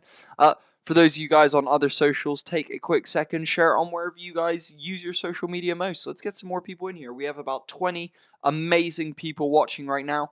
If you're new to the stream, please let us know where you're watching from tonight and who you are here to support. We've got some new people. We've had Mr. 7K in the chat and Nia, some new people. Pleasure to have both of you guys with us tonight. And Nia. Mello coming back for their second UFC Homie and the Dude stream. Okay, so we got this heavyweight. I'm just gonna tell you guys, neither one of these guys look like they've been to the gym for about a year. Chris Barnett apparently is waving the Spanish flag, but he is originally from the U.S. His name is Huggy Bear. He weighed 264, which is 1 pound under the limit. He's only 5'9", and he weighs 264. And then you've got Gian Villante, who is 6'3", and he weighed I think it was 260, might have been 255. So two big boys. They do not look like they have done massive amounts of cardio. I'm just going to say they both look chonky. They both look like they are bangers and that they're not hoping to go into the second or third round. Chris Barnett is 21-7. He fights out of Athens, Georgia. His nickname is Huggy Bear or Beast Boy, and his entrance was about as close to the Israel Adesanya entrance against Robert Whittaker when they fought in Australia a couple years ago. It was wild. He was coming down, strutting down the aisle to get to the cage, and then from there, he's just started breaking off into different dance moves and shit like that. He was having a great old time. With that said, he's in the cage. We got Dan Miragliotta in the cage, and we got Gian Villante. My guess is that this might be a bang fight. So heavyweights, first round. Card girl is out. Villante says, "Are we gonna touch? We're gonna touch." And it looks like he got a yes. Let's touch gloves. Nia says McDonald's versus Burger King. Hell yeah, that's exactly what I think it is. Nia says, "Did you watch the presser of 268? If yes, cringe or funny?" Which bit of it? Because I did watch aspects of the presser. Do you mean the questions that were being asked of Covington and Usman and how Covington was answering those, or something more specific? Tell me about exactly what you're talking about. So this first round has just started. Both guys are real chonky. I mean, I don't know if I've seen heavyweights that look so out of shape as these two. But, you know, let's see what happens. They're there for a reason. So, yeah, Nia, Colby versus Usman. You know what I think about it as I'm watching this fight? I think I've seen it before, and it was nastier before. So, to me, it was a little bit of pomp and ceremony. And what I will say is, I think at this point, Usman is he's definitely, you know, the fighter and the killer, but he's also the businessman. And so he looks at all of this as like, yo, if Covington brings the views, then we probably are going to have a little bit more of a paycheck. So I'm seeing a little bit more of that as we go. I'm just going to give you a rundown of first minute and a half of this fight. Not a lot going on. Barnett is a southpaw. Nice attempt at a head kick by Villante. Another attempt at a kick by Villante. A little outside leg kick by Barnett, but he stumbles backwards. Doesn't really do any damage. Nice teep from Villante. It was a teep, yeah, and a block by by Barnett. So let's see how the rest of Barnett tries a little bit of almost like a lunging Superman, like a half Superman punch. Switches stances now. A little bit of posturing by both of these gentlemen. I don't know if you saw, but Nia said it's McDonald's versus Burger King. Also, I'll get back to that question in a second, Nia. Let's just talk through the rest of this round. So about just under 3 minutes left in this round. Miragliotta's just sort of strolling behind these two big boys. A little bit of shucking and jiving by both of them. Neither one of them are presenting a huge amount of thunder. Nice front kick by Villante. Very, very nice. Wow, and an inside leg kick. Inside, yeah. By Villante. So Villante right now is showing, you know, and we've talked about this before, those kicks should count for clean, the equivalent of a clean strike. And, you know, there's 2 inside leg kicks, a teep, another inside leg kick. He catches Barnett's leg kick. Barnett's leg kick did land, but he catches it. And so at this point, you know, you got to give Villante a little bit of an advantage with about 2 mintes to go. Nice inside leg kick. It was outside and then an inside from Barnett. From Barnett. Yeah. And it's mostly a kicking game right now. But there goes Villante sort of opening up a little bit with a little bit of a left-right and then a left again. So it seems like at this point that that Villante is a little bit more comfortable striking. Barnett lunges with almost like a spear left as he comes, almost like lunging or tripping forward. He does another almost like it feels a little bit like a switch kicky stance, but it's striking. You know, he kind of like moves his feet a little bit to get a little bit closer. I'm not sure if he's doing that to close distance but I've seen him do it a couple times. He gets clipped so Villante clips Barnett with a wide, like a wanging right to the back of the head. Not a whole lot of damage, but a little bit of damage onto Barnett. 1 minute and 13 seconds left. Nice inside leg kick by Barnett. That's the first real nice bit of work by Barnett. He tries another little Superman again, so he's loving that Superman. And the reason he's doing it is because he's having trouble with distance. He is the shorter guy. He's the guy with a shorter arm reach, and he's struggling to get into the pocket to be able to deliver the type of strikes or blows that are going to hurt Villante. So he's trying to lunge in different ways, charge in, and Villante's actually pretty good with his foot movement. So even though he's a big dude, he backs away. He does a little bit of a rounded, you know, sort of distance management. Oh, wow, nice spinning back kick. Spinning back kick by Barnett. Both gentlemen, for their size, are exceedingly fast, I would say. Yeah. Like, I'm surprised at how quick both these gentlemen are. You know, they're both moving very well for their size. And this is a technical striking battle right now. Lots of, wow, nice slip from Barnett. Just dipped right under that that left. And went for a takedown, but then real nice, like semi-sprawl for Villante. Grabs the double underhooks and pins Barnett up against cage to end round 1. And fairway day. Thank you. Free Wade, thank you so much for liking and following on Facebook. Welcome to La Familia. It is a pleasure to have you with us tonight. So a couple things. Zimmerman, just as a commentary, says this is definitely my favorite Buffer suit so far. So we'll do a little play-by-play on Buffer as with the next, or maybe the end of this fight, just to see exactly how much filigree design is in that suit. Just to kind of get a bearing on it. I saw the color. It's kind of like a browny bronzy color, but we'll dig into that in a minute. And then Nia says, also, do you think Chandler can answer a question without going full philosophical mode? I mean, here's the thing. Michael Chandler's doing what he can to be a showman while trying to play the good guy. Like, I think Michael Chandler, the only other option for him would be like doing a similar thing to Colby Covington. And of like, how angry and mean he would have to be.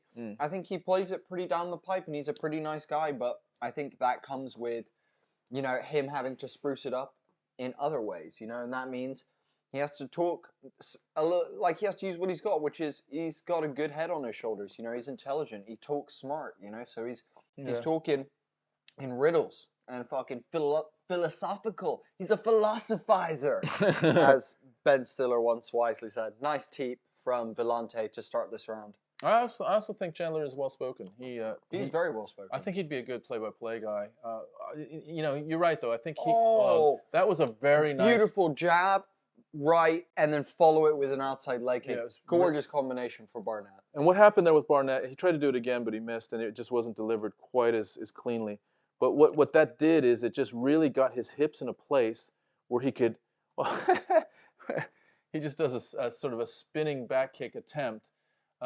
I laughed because it just missed by about a foot. But the one right-left with a nice outside leg kick got his hips in place to really deliver a power outside low leg kick, which was very nice. And there he goes with another Superman by Barnett. Barnett's a little unorthodox in just how he delivers his stuff. Wow, now outside leg kick for Villante and another one for Barnett. Both these gentlemen going in with nice 1-2s and then ending their combinations with outside leg kicks, which is very nice. Wah! Winging overhand right from Barnett there. Ooh, heavy outside low leg kick by Barnett, right on the outside of the knee. And now we're looking at Villante's knee, and it is lit up. It is it's that crispy, flesh-colored, like rare colored red. So nice head kick from Villante, but nicely blocked from Barnett. Read that at the last second. It was a little bit telegraphed. Barnett goes for another swanging leg kick and misses, swang and a miss. So 3 minutes and 15 seconds left. Barnett is now investing in that front leg. I think he sees that as potentially a way to start breaking down Villante. But Barnett is having less and less success with striking and more success with the kicks, just because I think it's just because he struggles with reach and he can't close the distance. He doesn't feel comfortable sitting in the pocket. So he tries to lunge into the pocket. Spinning heel kick from Barnett that knocks Villante out. It was a spinning heel kick. And reminiscent of Edson Barbosa from Barnett. A man twice his size. Holy throwing shit. Crazy ground He won that fight with a spinning and he does a he does a front flip to booty slam in the center of the ring. Holy shit. That was insane. Holy Look at shit. Even Villante's fucking smiling. He's Villante's like, God damn. That was ridiculous. Holy shit. Barnett with the spinning heel kick to the head. Wow. That was wild. That was crazy. Oh, man. Bam! It was a capoeira kick. He put his fucking hand down. That wasn't even a spinning heel kick. That was a capoeira, beautiful capoeira kick thrown by Barnett. Jessica Brown, thank you so much for liking and following on Facebook. Welcome to La Familia. Pleasure to have you. Look at this. Look how the angle that he gets. Wow. Wow, that is gorgeous. I have to say, I mean, gorgeous. We joked a little bit about the fitness that Barnett brought into the cage. Gorgeous. But that movement, that had some technical, and he does a fucking front flip to booty slam, baby. Front flip to booty slam, which I would think that at some point he could land that. That was insane. That was fucking insane. Wow. Do you know how he got the angle? Because he really, do you know what it is as well? You can tell he has phenomenal hip flexibility, but what he really did was he cut the angle and he really made sure that he got down with his hand to allow that back leg to come up so high and land. It actually landed behind his head around the back here. That was beautiful from Barnett. And I'll tell you what, he's a big personality as well. He's fun to have on an undercard. Just his walk-in was super fun. He's very creative with, he's throwing Supermans, he's throwing, spinning back kicks, and he throws a fucking capoeira fucking heel kick for the win. He's fun. He's a character, and we want characters. And so he gets the win. Chris Barnett is now 22-7. Huggy Bear or Beast Boy, whichever one he goes with, look at how much smaller he was than, and fucking Villante is right with him in the interview, and Villante's laughing. So much good blood. Yeah. So much good blood here. This is beautiful to see. This amount of respect is why we love mixed martial arts, because this sport is all about respect and honor, and it's very beautiful. Nia saying, how come Zhang gets a rematch? Their first fight wasn't competitive anyway. It's a good question. I totally agree with you, Nia. What a gorgeous spinning heel kick. I totally agree with you. Here's the thing. That's so funny. Barnett just said his heel is killing him. Apparently, the back of the dude's head really hurt his heel. Yeah, and here's the thing. That kick is such a rare type of kick that the reason why he got it opened up so much is that maybe Villante hasn't seen that type of, a spinning heel kick that way before. And so he's expecting, just the read itself was so strange that he was probably expecting it to go low, and it went high, and Villante's like, you fucking got me. Look at him. He's laughing. He's Both like, these guys giving each other love right now. yeah, good to see. And, look, Villante's 17-14. He's lost. He's taken his share of losses, so it's not like it's going to crush him too much. He wins one and he loses one. That's what his career is about these days. And he acknowledges he got clipped. He acknowledges that it was a sneaky, well-delivered MMA strike, and it was conclusive, and that was amazing. Yeah. Chris Barnett with a fucking victory, a little victory. Here we go. Chris Barnett with a little bit of fucking shake and bake. A little bit of boogie at the end. Here we go. Hell yeah. Fucking little bit of river dance. Oh shit, yeah. He's a character. He's so funny. He's a character. Amazing. He's going to be a fun one to have in the UFC going forward. All right, so let's look at some of this shit. Nobody saw that coming. That is fucking true. I'll tell you what, Zimmerman, here's my thing. I just didn't see how Barnett was going to do anything that was going to be conclusive without, I guess that was the only way to do it, and he fucking pulled it out. And incredible. Villante, walks out saying he caught me, which is awesome. Here we go, last fight of the early prelims, everyone. And this is one I'm really looking forward to. This is big boy in the chat. Kyle Ward showing up tonight. Kyle, what's up, dude? Such a pleasure to have you. We've got a bunch of regulars in here. We've got Zimmerman, we've got Mello, we've got Kyle Ward. Thank you all. Everyone who is here tonight, thank you for joining us. We're Homie and the Dude. If you haven't gotten active in the chat, there's 20 of you watching so far. Get active. Let us know who you are here to watch tonight and who you're supporting tonight as well. Where you're watching from, what your name is. Whether you have 2 or 3 grandmothers, dependent on sexual orientation of your grandmother. They're just showing some... I just was fucking good. I'm playing you just that. Completely just... I'm just going to ice that one. But first, okay. did you say Kyle motherfucking Ward is here? Yeah, Kyle Ward's here. What? Kyle motherfucking Ward's here. Yeah, boy. Hell yeah! Dude, thanks for coming. Guys, it is Ian Gary, who I am excited to see. So we are based in the UK. We have our nose, let's say our ear to the ground on exciting up-and-coming fighters. And Ian Gary has some momentum behind him. Let's just say that. There is some talk about Ian Gary coming from Ireland and bringing a Conor McGregor-esque feel to the welterweight division. Now, McGregor's a lightweight, featherweight, lightweight.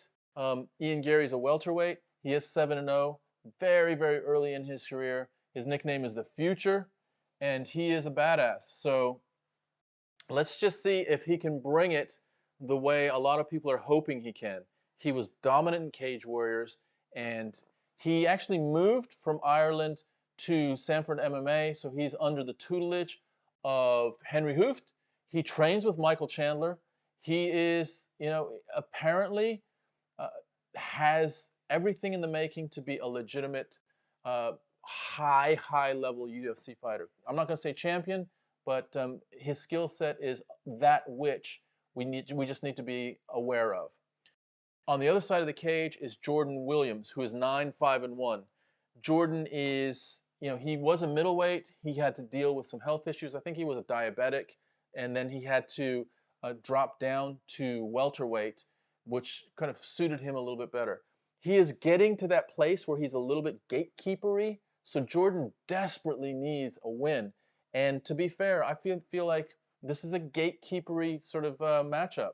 They have Ian Gary, who's come in, that they have some, they being the UFC, have some super high hopes for, and they've put him up against Jordan Williams as his first fight in the UFC. So that says something to Jordan. Jordan needs to listen to that and say, look, am I going to be a gatekeeper for exciting young prospects that are coming in, or am I going to have a legit career in the UFC? So let's hope that he's had a real, serious talk to himself and said, look, let's get on the right side of where I need to be with my own career progression. Ian Gary is coming in. He looks real confident, touching Fuck Conor McGregor, says Kyle Ward. I tend to agree with such a notion. In the politest of way possible, Mr. McGregor, we'd love to have you on the show, but kindly fuck oneself. Well, here's the thing. I don't think Gary has as much, I don't know what do you want to call it, chutzpah, as much fucking gamesmanship as Conor McGregor, but he does have Ireland behind him. And you know how it is with these UK fighters, you know, when you have an exciting UK fighter, the UK crowd is pretty fucking rabid. Like you get, you know, thousands of people flying for the UK from the UK to Las Vegas for a, you know, whether it's a Ricky Hatton fight or a fucking, you know, Leon Edwards or Darren Till or, you know, back in the day, Michael Bisping. They fucking love their fighters. And Ian Gary is possibly the torchbearer now after McGregor for Ireland. So we got to watch closely. I've been talking the fuck out of him right now. So let's see if he can bring it. He is wearing Irish green as he steps cage side.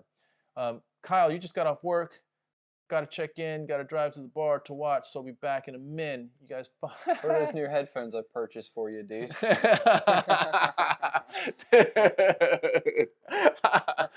That's true. Yeah, you know where they are, dude? Fucking, they're still at Amazon, bro. Yeah. I got these ones. Look at these bad boys. There's in-ears now. Yo, Kyle, I bet Darren Till in Engel is fucking crazy. You mean like fighting in England? Oh, shit. Like if you fought in Liverpool... That would bring, my God, they've been talking about Till. They've been talking about Till being a headliner in Liverpool. You could have Darren Till in Liverpool. You could have Paddy Pimblett in Liverpool. Tom Aspinall fighting a heavyweight fight in Liverpool. I mean, that's a nice UK card. And then you bring in from Manchester. You're bringing Leron Murphy, who's just around the corner from. So you got 4 decent northern. So if we talk at the map of Europe, the map of the UK, Liverpool and Manchester are sort of, I wouldn't say really north near Scotland, but northern-ish big cities. So let's talk about Bruce Buffer's jacket right now, Zimmerman. Let's fucking break this shit down. Let's get this jacket broke down. First of all, I like the, what do you call it? It's not symmetrical, but what is the geometric? Geometric. He's also got a Gracie Baja tattoo on his shoulder. Dude, look at his fucking chest piece. It's really nice. He's got a lot of tats. Oh, I like that back of his forearm as well. Yeah. Yeah, he's got like the multi-arm Da Vinci with like some scales and shit. Yeah, it was really nice. I have no clue what you said, Waldwolf, but thank you for joining us. If anyone wants to translate what Waldwolf said, I'd love to know. But thanks for joining us. Or chuck it into Google Translate, Waldworth, and then copy and paste it into here, and we'll answer that shit. Yeah. I mean, we might have to put it into Google Translate and answer it in your. I don't even know what that is. It looks Russian. It looks Russian-ish, but yeah, happy to have you. Thank you for coming. All right, introductions are in. Mike Beltran is the third in the ring. I love that he tucks his mustache in now. That means someone told him at some point, Mike, you gotta tuck that fucking shit in, dude. I've had it with you fucking getting this shit in fighters' faces. People are getting fucking ticks from your hair. And remember how long it was. All right, here we go. Ian Gary is in the orthodox stance, and Jordan Williams is in the southpaw stance. Gary is taller and looks bigger already. He just looks bigger as a welterweight. Decent movement. Nice inside leg kick by Jordan Williams to sort of start off the first bit of contact. Gary managing distance. Oh, wow. Nice shot by Williams. I don't know if it rocked Gary or just got him off balance, and now inside leg kick by Williams. So the first 3 strikes are Williams to start this fight. Williams is slinging. Nice little right left. Williams from the southpaw stance. Gary's trying to get a read. Gary needs to close his front hand, or he's gonna poke him in the eye. He's gonna poke Williams in the eye. He almost does an index finger up, which is really interesting. He's got like an index finger out.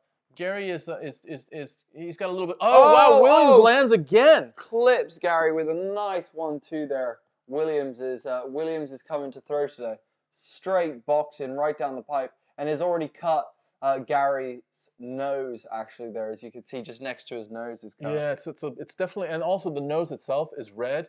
So there was a shot to the nose, right left that landed. Big 1-2 for Williams again. Nice head movement from Gary, but he needs to get his hands up.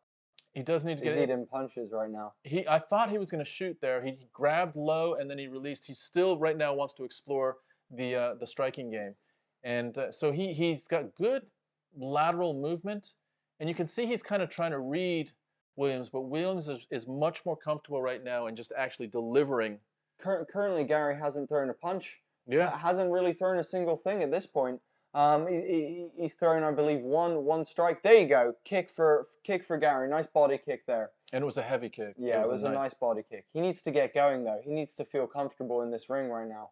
Williams is comfortable and warmed up right now. With almost 2 minutes gone in this one. Sorry, almost 3 minutes gone in this one. Ian Gary does look, so as for welterweights, Gary looks the bigger guy. Oh, wow. Williams sinks. He almost like stumbles into a single. Yeah. And he's testing Gary to see. There's two things here. He's probably testing Gary to see how he wants to handle clinching standing. But also a little bit of a, let's see how your tank is. If I can lean up against you for a minute or so, press you, you might have some nerves. Let's see how you manage this. And Gary right now has got a Windsor on the right-hand side that is locking up any kind of advantage that Williams is trying to get. So he's completely locked up. And nice reversal from Gary. Really nice reversal from Gary. Strong move, a nice knee from Gary as well. Splayed really strongly. So he's got a really strong base. You can see his base is very, very strong. Williams with the nice reversal there and ends up against the cage again. Williams with good head position right now. And this is a battle really of head position and underhooks right now. Double underhook for Ian and good head position for him as well. Pressing really nicely up against Williams on the cage. Gary with the double underhook still though. Oh wow, big knee to the face of Williams. Another big one, getting his knee all the way up to Williams' face from basically a standing position. Mad flexibility for Ian Gary there. Another one, another big knee up to the head. Gary's sort of his lower half is interesting. He splays very wide sometimes as his takedown defense, and then he's delivering these knees above his own head, which is ridiculous. Good right hand on the break from Gary there. And I see blood on Williams. I don't know where it is, but it's more on his chest. So I'm not sure if that's Gary's blood or Williams has been opened up as well. Nice counter there from Williams. And wow, that's really opened up the nose of Gary now. He's bleeding heavily now from the nose after that straight jab there. Gary has another opportunity to do a nice one too from Williams. To take him down, and he chooses not to. So Williams lunged in. Gary had both arms around him and released back into standing. So Gary still... It's almost like Gary feels like he's trying to set up a leg kick because his legs are real good. But Williams is not having anything of it. There's the leg kick attempt right there. Head kick. Sorry, head kick. And so at this point, Williams is, I feel like, having the advantage in striking. But Gary seems like he wants to keep it striking. Like he's got something that he wants to nice deliver. Head kick from Williams. Wow. That one was partially blocked by Gary, but wow, you could hear that one. Jesus. So 8 seconds left in the first round, and nice counter by Gary. Two shots and just knocks him out. Williams. Wow. Counter right by Ian Gary, and then follows it with another clean right. Holy shit. And that's it. It's Whoa. over. Ian Gary with a first round knockout. Probably with about a second left in the first round. Yeah, he's sort of stepping backwards and delivers a counter right and then follows it up quickly with another clean right.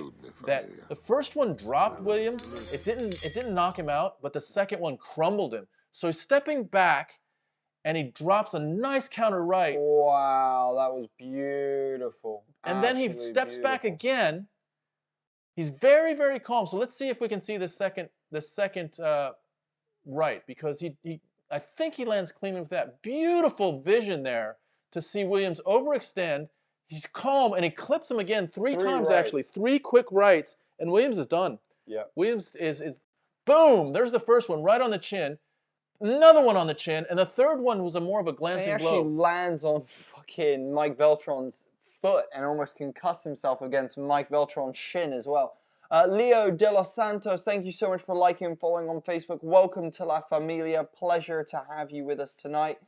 Guys, about 30 of you in the chat right now. Let us know where you are watching from tonight and who you're here to support. And if you just love that beautiful knockout from Ian Garry. I'll tell you what, he, like Paddy Pimblett, suffered some adversity, but came out with the knockout again. That's twice that we've seen that in the last couple of months. Yeah, it is. Two UK fellows have come in, suffered some adversity in that first round, but ended it with a KO at the end of the first one. That's happened twice now. But I'll tell you what, Jordan Williams is still shaky.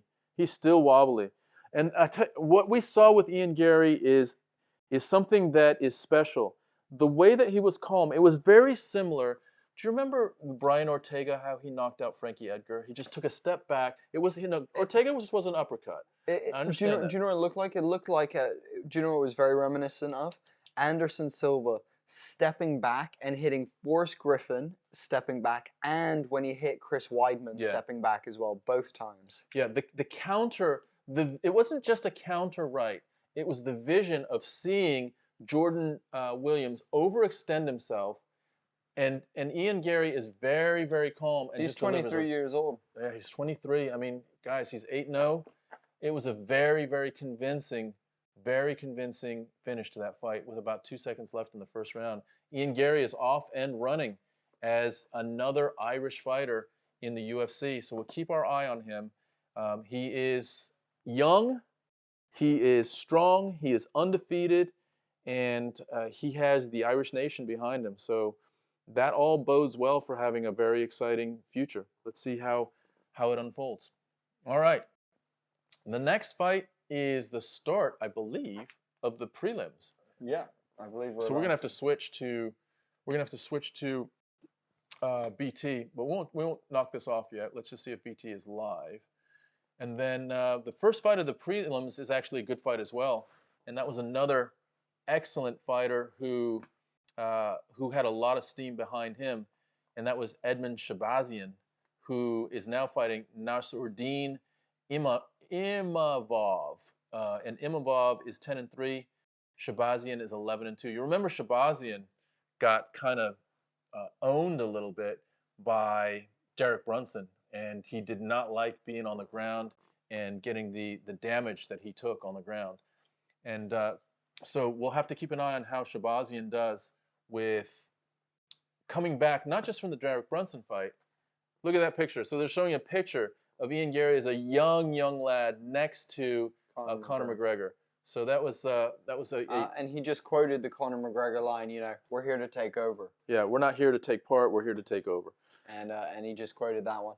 Guys, if you're just joining us for the first time tonight, we're Homie and the Dude, the father and son team. Welcome to the stream. We basically do play-by-play commentary, and we'll answer any questions, anything like that you guys have. If you want to get any predictions or anything like that, please let us know where you are watching from tonight and who you are here to support. Otherwise, guys, share the stream out. Let's get some people in here that want to see this. So if you get a chance, take a second to share the stream across whatever platforms you are prevalent on. Edmen Shahbazyan from the U.S., his nickname is the Golden Boy. That's a ripoff of Oscar De La Hoya's was the Golden Boy. So anyway, he is 23 years old as well. So he has a very, very bright future. He's a middleweight though, so one division above the fight that we saw with Ian Garry just now. But I'm impressed by Garry. You know, I don't know, you know, what the huge upside is, but I'm very impressed by Garry. He seemed to have a level of understanding in his striking that was beyond his years, let's say. So let's we'll keep an eye on him. And we're just moving now to the BT feed, which is different than the Fight Pass feed. So the early prelims was on Fight Pass. We moved to BT for the prelims, and then BT will also have the main card on our feed in the UK. So many of you might have ESPN in the US. You might be watching it. I know Kyle's going to a bar, so he's going to be watching it at a bar. But we're all here for different reasons. Some of us are here to support one particular fighter. Some of us are here because we just want to see the whole range of fights. Some of us want to just hang out and interact, talk some shit, ask some questions. There were some good questions asked a little while ago by Nia about things like Hamzat Chimaev and Islam Makhachev and the press conferences leading up to the fights tonight. So if you have a question, something that's been bugging you or something that is on your mind currently, throw it in the chat and we'll discuss it. We'll bounce it around. We'll get some other people to think about it. Let's see what I have as far as a question recently. I mean, for me, we come off of a little bit of a weigh-in debacle. So I know Khamzat Chimaev won that fight decisively, but there was a little bit of a controversy with his weigh-in. His weight. Yeah. And so that was weird, wasn't it? That was definitely weird. It was, and the thing is, like, two things. One is, these are easy fixes. So one easy fix, let's just get a digital scale. Digital scale. Why do we have an old man tapping something? Yeah. Like, why are we not doing it digitally? So first thing is digital scale. Second thing is, let's just get some, some very, very low weighted briefs that you can wear so the towel goes away. And that, to me, solves the problem. Like the towel fucking Cormier fucking gate we should be beyond that. And I think the reason we're here is because the UFC themselves need to have an option at times that if a fighter that is important to a card is overweight a little bit, they can pull it back. They can fucking flim-flam that shit. Flim-flam the shit out of that. Robert Brown, thanks for joining us on the chat as well. Saying that was a nasty wheel kick done in the first 50k bonus. Yeah, possibly that wheel kick definitely could be a 50k bonus. I think that deserves a 50k bonus in my opinion. Can I talk about the 50k bonus? Yeah, go for it. Why I think that's bullshit as well? Go for it. That 50k bonus has been around for 10 years. Yeah. You know and how much inflation has gone up in 10 years? years? 50k 10 years ago is worth like about 90k now. That should be the 90k bonus. What the fuck? And it actually did go up to, what did it go up to? Ferguson was like, yo, Dana, can we raise the fucking 50k bonus? To 75, and then they brought it back down. Yeah, they brought it back down. They kept it up for like 1 or 2 fights and then brought it back down. That's some sharecropper shit right there, man. It is. Some straight up bullshit. It's fucking, like, come on. That 50k bonus should be at least 75k right now. And to your point, yes, I mean, I think Barnett has a good chance of having a performance for that. If not for the actual, and by the way, it wasn't, what was it? It was a capoeira heel kick? It was a spinning heel kick, but it was like a capoeira style spinning heel kick, in that he got like extra elevation and torque by adding like an extra limb on the ground and getting like his body more at like a almost like diagonal position, you know, with his heel in the air and his head down low. Do you think he did that because his flexibility wouldn't allow him to have a straight up heel kick without sort of getting his body so far? You know what I mean? I'm not sure if it was straight flexibility. I think it was the fact that the dude was so much taller than him and he was shorter. Yeah. So I think he was like trying to, like you said, compensate for that by wheeling that around from a little bit of a different angle. And he's not going to hit. He's not going to hit his head. No. With a straight spinning heel kick. No. If he's not ducking his head, like his. Yeah, I don't think so. I think he probably would hit shoulder, and not because his hips aren't flexible. I reckon he has exceedingly flexible hips. I reckon it's because he wouldn't be able to get the sheer height from it. And we didn't really notice it until the end of the fight, where they're both standing next to Rogan, and literally Barnett is about, I don't know, like 8 inches, maybe more, shorter than Villante. So big height disadvantage. But and Villante was just, you know, the cool thing was Villante was just kind of just rolling with it. Just kind of like, yo, I got hit, and that's the way this shit goes. Sometimes you get hit by crazy shit. And I do think that Villante's reaction was almost like he had not seen that kind of kick or that kind of delivery before, and it was unusual to him to see that. Yeah, he definitely was surprised. I think again, like you said, you're just not expecting someone of that size to wheel something round with such speed and accuracy so quickly. Do you know what I mean? Yeah, yeah. Like I think that just surprised him. It was fun to watch. It was fun to watch. It was a beautiful maneuver. It was. Damn beautiful maneuver. I just go with a straight. Don't worry about the enhanced. Let's just I think just get it plain. Oh, there we go. So the enhanced is to give us some additional options. Right, guys. We are coming in to the prelims of this card right now. Anyone who is new to Homie and the Dude, thanks for joining us tonight.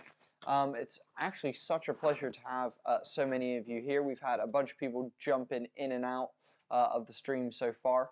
But guys, thank you so much for joining us. First up, we have Philip Hawes versus Mr. Curtis.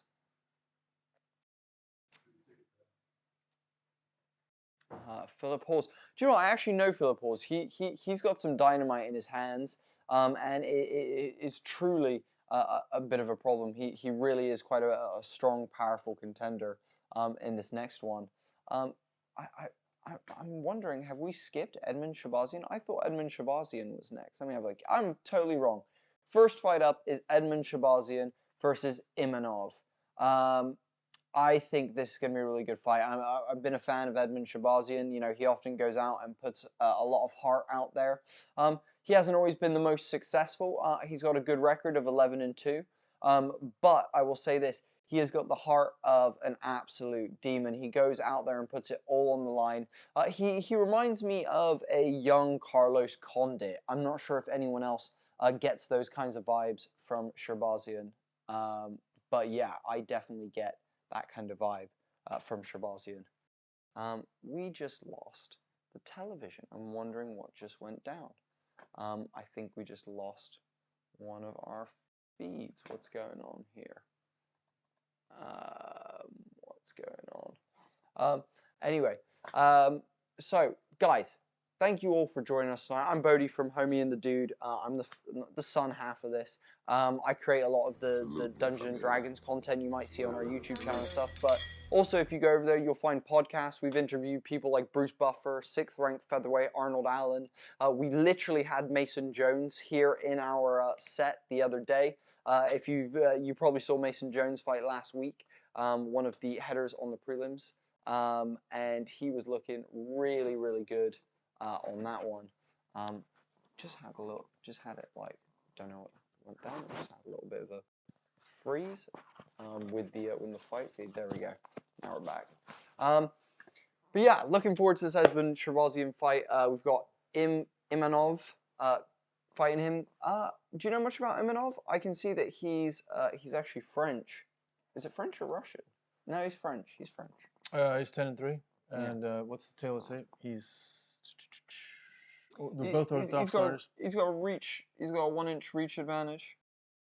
Yeah, no, I don't know a lot about him. You know what? I'm bugged that Stephen A. Smith is on this fucking. Stephen A. Smith is more like a basketball, football, American football commentator. He's here because it is Madison Square Garden, and I guess he feels like he should. I guess ESPN feels like he should be here, but I know he doesn't know. He's not as technically proficient as high-level announcers are. And so he's sitting at an ESPN table talking shit right now. Just talking absolutely. He doesn't know what the fuck's going on. So I don't even know why we've got these dudes here. So let's talk about it ourselves. Here's the problem with Edmund Shabazian. He came in with a lot of hype about his striking. And remember, he was, I'm not sure if he's still coached by Ronda Rousey's coach, who is also, his name is like similar.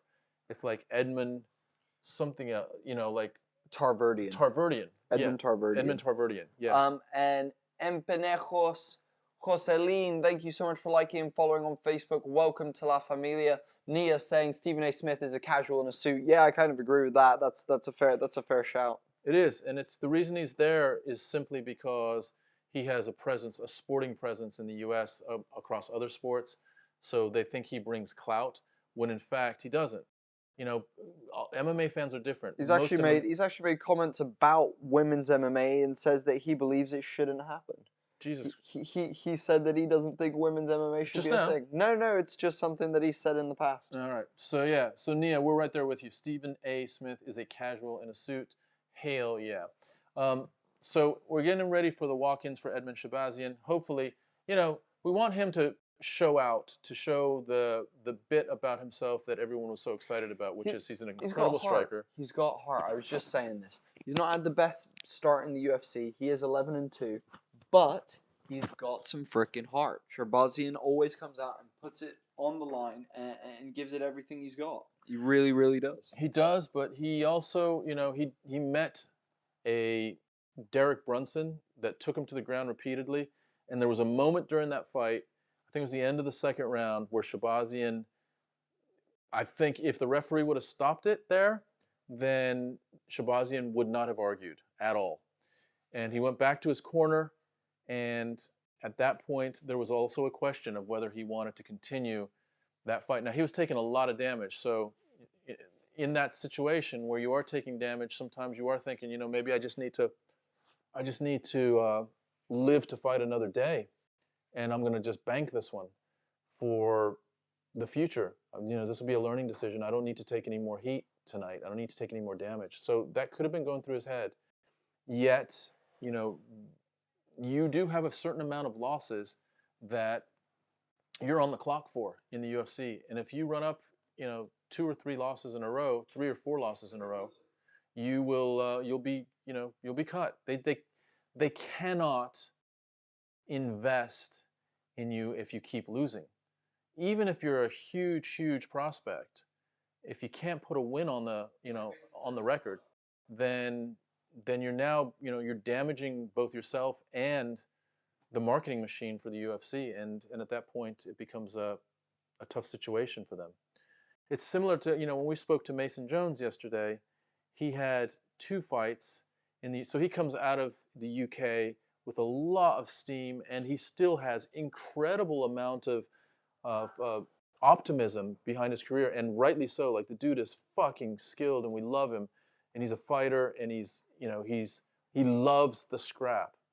Yet his first fight, his tactics were probably a little bit wrong. He loses his first fight. He loses his second fight because of an eye poke, and the other fighter couldn't continue. So now he's lost his first 2 fights in the UFC, arguably, definitely winning his second fight. His first fight was very much in the mix, whether he won or lost that one.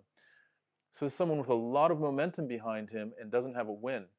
So he comes up with his third fight, which is, just a month ago. And you could see the tactics were not just wanting to finish the fight, but I need the win. And he got it. He did what he had to do to get the win and get himself on the right side of the win-loss column. So it's an interesting podcast. If you're interested in it, he is very, very honest, very candid about not just Mason, not just about his own career, but also about how sort of the UFC operates, about what it takes to be recognized as a real challenger.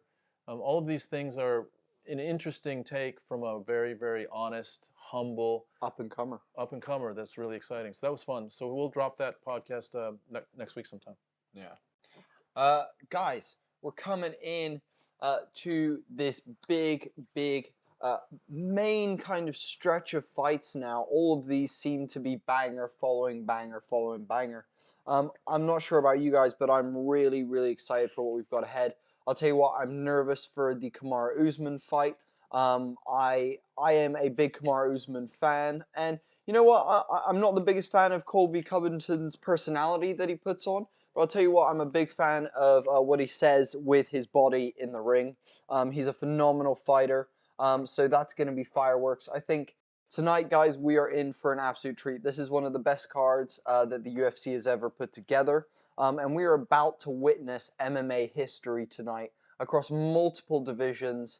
And this is in Madison Square Garden, one of the biggest places, one of the biggest arenas and stages in the world. So this is a big one for all UFC fans. But I'll tell you what, the next card as well coming up is a big one as well. So guys, if you enjoy Homie and the Dude and you've come to this stream tonight and you're having a good time, definitely check out our UFC 269 stream. We do this for every single pay-per-view. So come back, come hang out. We're always here ready to shoot the shit and spend the time with you guys.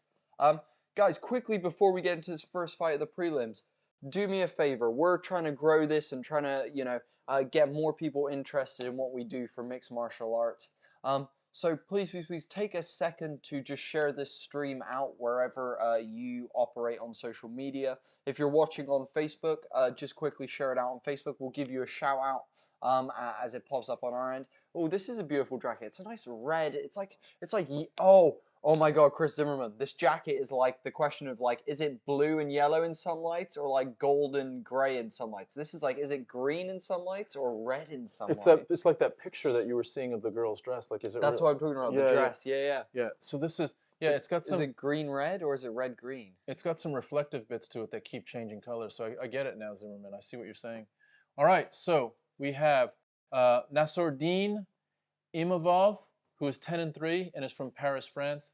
He is actually the favorite, which is interesting, against Edmund Shabazian, who's 11-2. I am surprised. I am actually surprised that that Imavov is the favorite. Let's see what the bookkeepers see, because I thought Shabazian would have, and maybe it's because Shabazian has not, he's struggled. He's struggled his last 2 fights. He loses to Derek Brunson. He loses to Jack Hermansson. And even with all of that, he's still ranked number 11, by the way, in the middleweight division. Yeah. That's crazy. Ridiculous. He comes into the UFC, loses. Does he have a win? I think he does. I think he's got like 1 or 2. I think he might have 2 wins in the UFC. Yeah, I think he does too. Let's just see what here we go. Shabazian's record is here, because this is important for us. It's 11-2. No, but I mean like in the UFC, his reign in the UFC is. Yeah, his last 2 losses were to Hermansson and Brunson. He did beat Tavares, beat Jack Marshman. So yeah, but he comes off of 2 losses in a row. Both of them substantial losses, and he's still number 11 in the middleweight division. Does that say that the UFC really believes in Shabazian, or does that say the middleweight division is very thin from like 5 to 11? Because you come off 2 losses and you're still number 11? That's crazy. Look at Shabazian's body. He's got a very interesting body.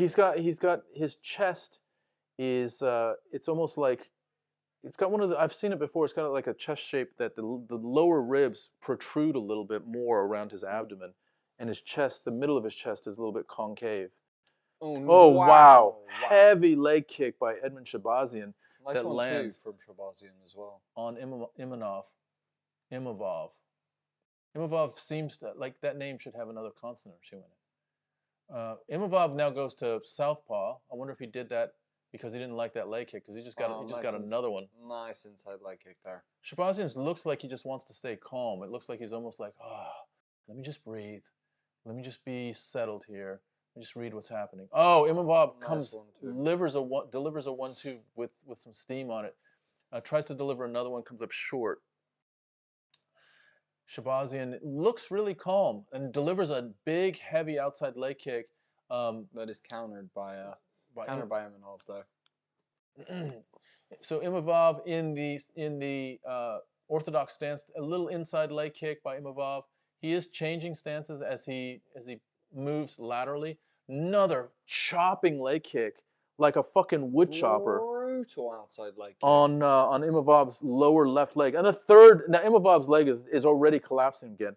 That's the third kick on Imavov's lower leg, and his leg is collapsing. It's already a big issue, and there's 3 minutes left in the first round. And they come to a clinch up against the cage with Edmund with a deep underhook. Imavov with a nice whizzer. And they're just fighting hands at the moment now, and head position. You can say Imavov has a little mouse under, like in the corner of his right eye, trying to post off Edmund's head to get some space and digging for some underhooks. Both gentlemen fighting hands now again.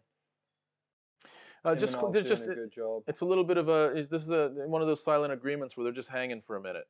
They're just taking a little rest for a minute. Now Shabazian tries to sink into grabbing a single leg, but Imanov is sort of splaying against the cage. Shabazian does hang on to that one leg. He's trying to rip it through. For a deep single, and nicely defended nicely turned by Shabazian. He turns him again and then turns the corner again. But he's in a guillotine right now. Guillotine right now. Oh, and he pops out and manages to scramble. and ends up in the closed guard of Imanov. So Imavov is in his guard. He's got a little bit of a body. Now has a body lock. Oh, big elbows from Shabazian. Shabazian breaks out of the body lock and doesn't even want to be in that guard position.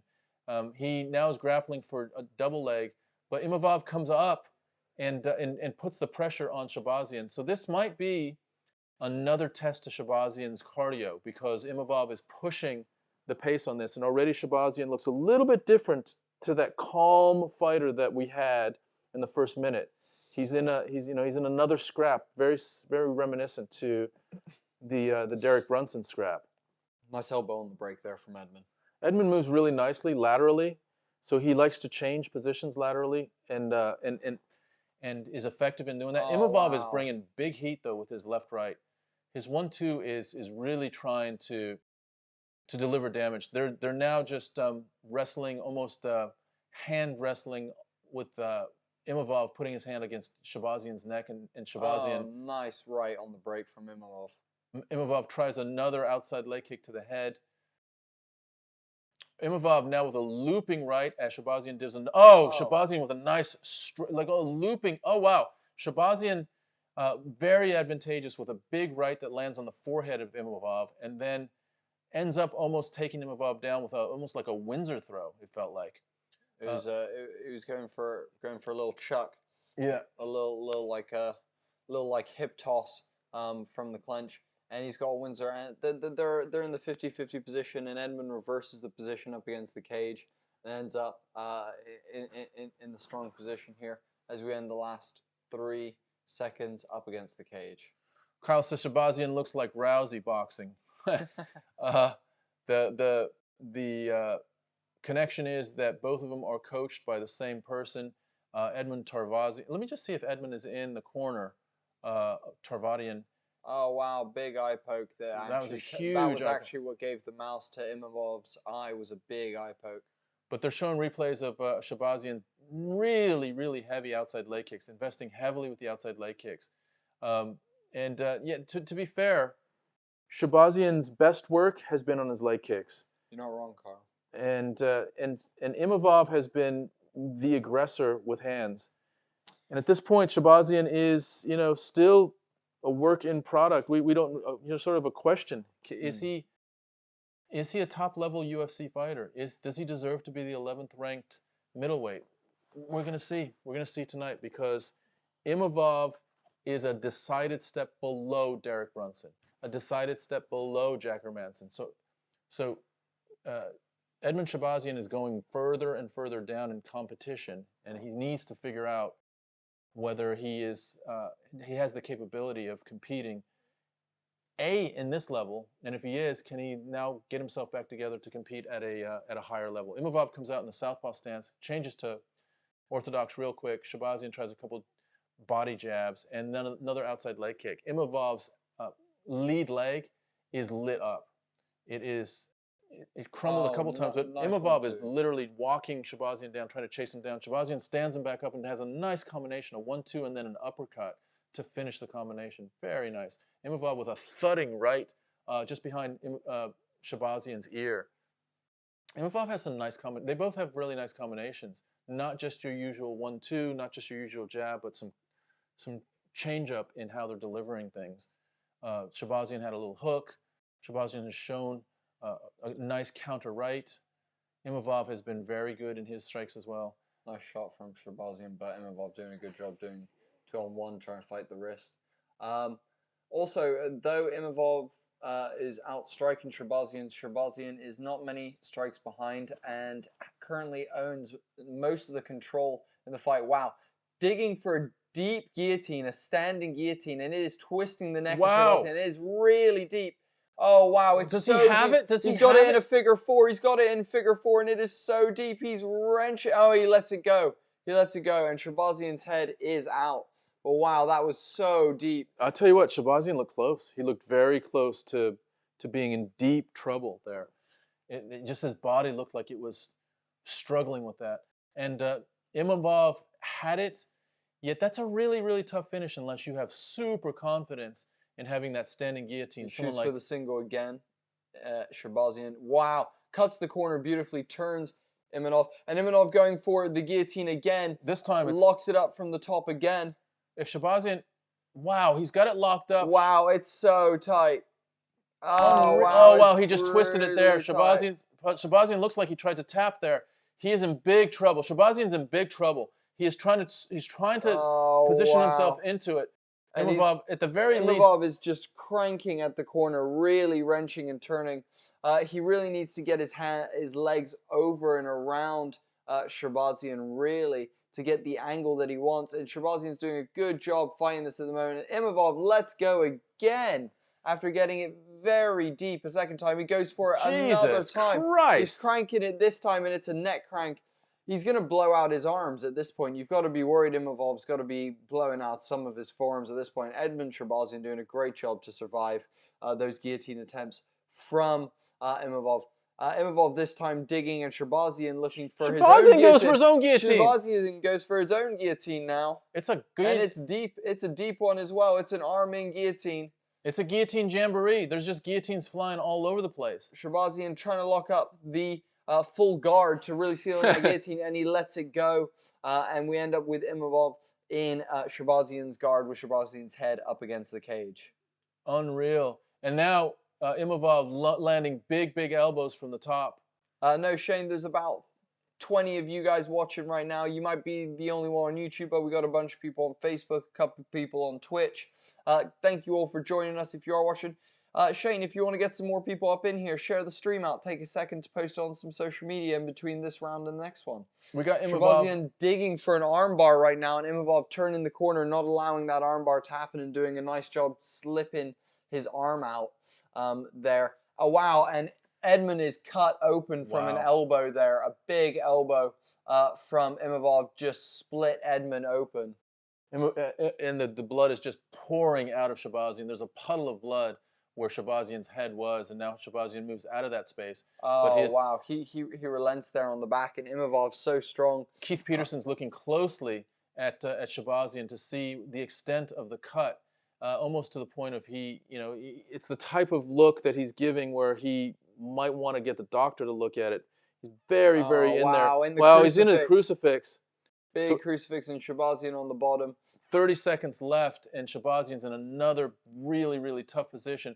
Imavov, big elbows from Imavov. Imavov's just dropping elbows. This is going to stop. This is going to have to stop. Keith Peterson's going to stop it soon. Edmund's still fighting and trying to bridge out. But Imavov is just landing elbow after elbow, and finally Shahbazyan gets stopped again. Shahbazyan gets stopped again. Imavov landing elbow after elbow from the crucifix position. He had to stop it. Absolutely brutal. He had to stop it. Brutal fashion from Imavov. Just constant, just absolutely brutal. Slipped in that crucifix really nicely. Got Shahbazyan's arm between his legs, and then just began, basically used his knee to shuffle up to the edge of Shahbazyan's head so he couldn't move it around, and then just began unloading with elbows. Wow. And that was the big one that opened up Shahbazyan. And it was a strafing elbow. An elbow that was almost brutal. meant, the way he delivered it was almost meant to slice the skin open. And Shahbazyan takes probably 15 elbows that are, because he's stuck in a crucifix that he can't. They're not the most damaging elbow that you've ever seen, but they have some damage. So they're they're coming at a bit of a 45-degree angle. Is that Cyril Gane in his corner? I think that was Cyril Gane in Imavov's corner. Again, Cyril Gane is French. Yeah, I was gonna say, and, I thought that is, I believe, Cyril Gane. Yeah, that's Cyril Gane. Amazing. So Cyril Gane is cornering interim Nasruddin, interim heavyweight champion Cyril Gane. Imavov. Wow. What a stoppage. And Edmund Shahbazyan now is facing some tough times. Jesus. Yeah, that was brutal. I reckon that bumped Shahbazyan definitely to maybe 15th in the rankings, or possibly lower. It might even bump him out of the rank. He's got to be out of the rankings. Yeah. 3 in a row. Yeah. And the way he's lost those 3. Yeah, that was brutal. Yeah, that's not good. Imavov did really nice there. Really put it on Shahbazyan, and that crucifix was put on really nicely. It was so tight, and you could see Shahbazyan was struggling wriggling and doing all that he could to get out of that, but there was no room, no space, and Imavov just began raining those elbows down like it was frickin' a rainy day in London. Yeah. Well, the thing is, so in the crucifix, you give Jacob Moon, thank you so much for Jacob Moon subscribing to YouTube. What's up, Jacob? Jacoby Moon. Jacob, thanks so much for subscribing to YouTube. Welcome to La Familia. Nice one. Kyle, yeah. man, I know it's good, boys. I know it's loud in there, homie, but thanks for sticking with us. Yeah, that was, you give Shabazian credit for not doing what happened during the Brunson fight. During the Brunson fight, there was a moment where he acquiesced, where he softened up a bit, and was there to be, sort of stopped by a referee. This time he was hucking. He was trying to shuck out of that crucifix as much as he could. He was doing everything he could. He just couldn't get out of it. And so here's the bad side. He gave up his neck 3 times really, really easily. I mean, those were guillotines that were placed on him. Not like Imavov did not have to be super slick with those guillotines. He was just strapping them on him almost at will. Yep, you're totally right. And he was just leaving his neck out there. And I wondered whether Imavov had blown his arms out, but again, dominant in the grappling, ends up taking the top position, mounting him, putting the crucifix on from the side control, and just blasting him with elbows. Ika, thank you so much for liking and following. Welcome to La Familia. Thanks for joining us on Facebook. Guys, every single person who's joined us tonight, thank you so much for being a part of the stream. It's been such a pleasure to have all of you. And after that absolute banging start to the prelims, we are going to get in to the next fight probably in the next 10 minutes or so. And that is Chris Curtis versus Philip Hawes. This is going to be a good one. I reckon someone gets knocked out in this. Who wins the nickname game? Chris Curtis is the Action Man. The Action Man. And Philip Hawes is Megatron. Megatron. Fucking hell. Who do you guys have in this next one? The Action Man or Megatron? It's Chris Curtis versus Philip Hawes in the next one, guys. Let us know your predictions in the chat for this next one. Shane, thank you very much. Appreciate you tonight. As always, Shane, a returner. A pleasure to have you with us tonight. Yeah, so the next fight is, of the coming up fights, it's the one that's a little bit softer than the rest. Because after this one, I'm just going to give you a run up.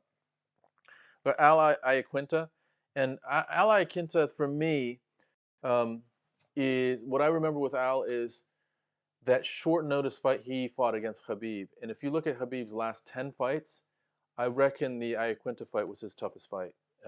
It was a 5-round fight.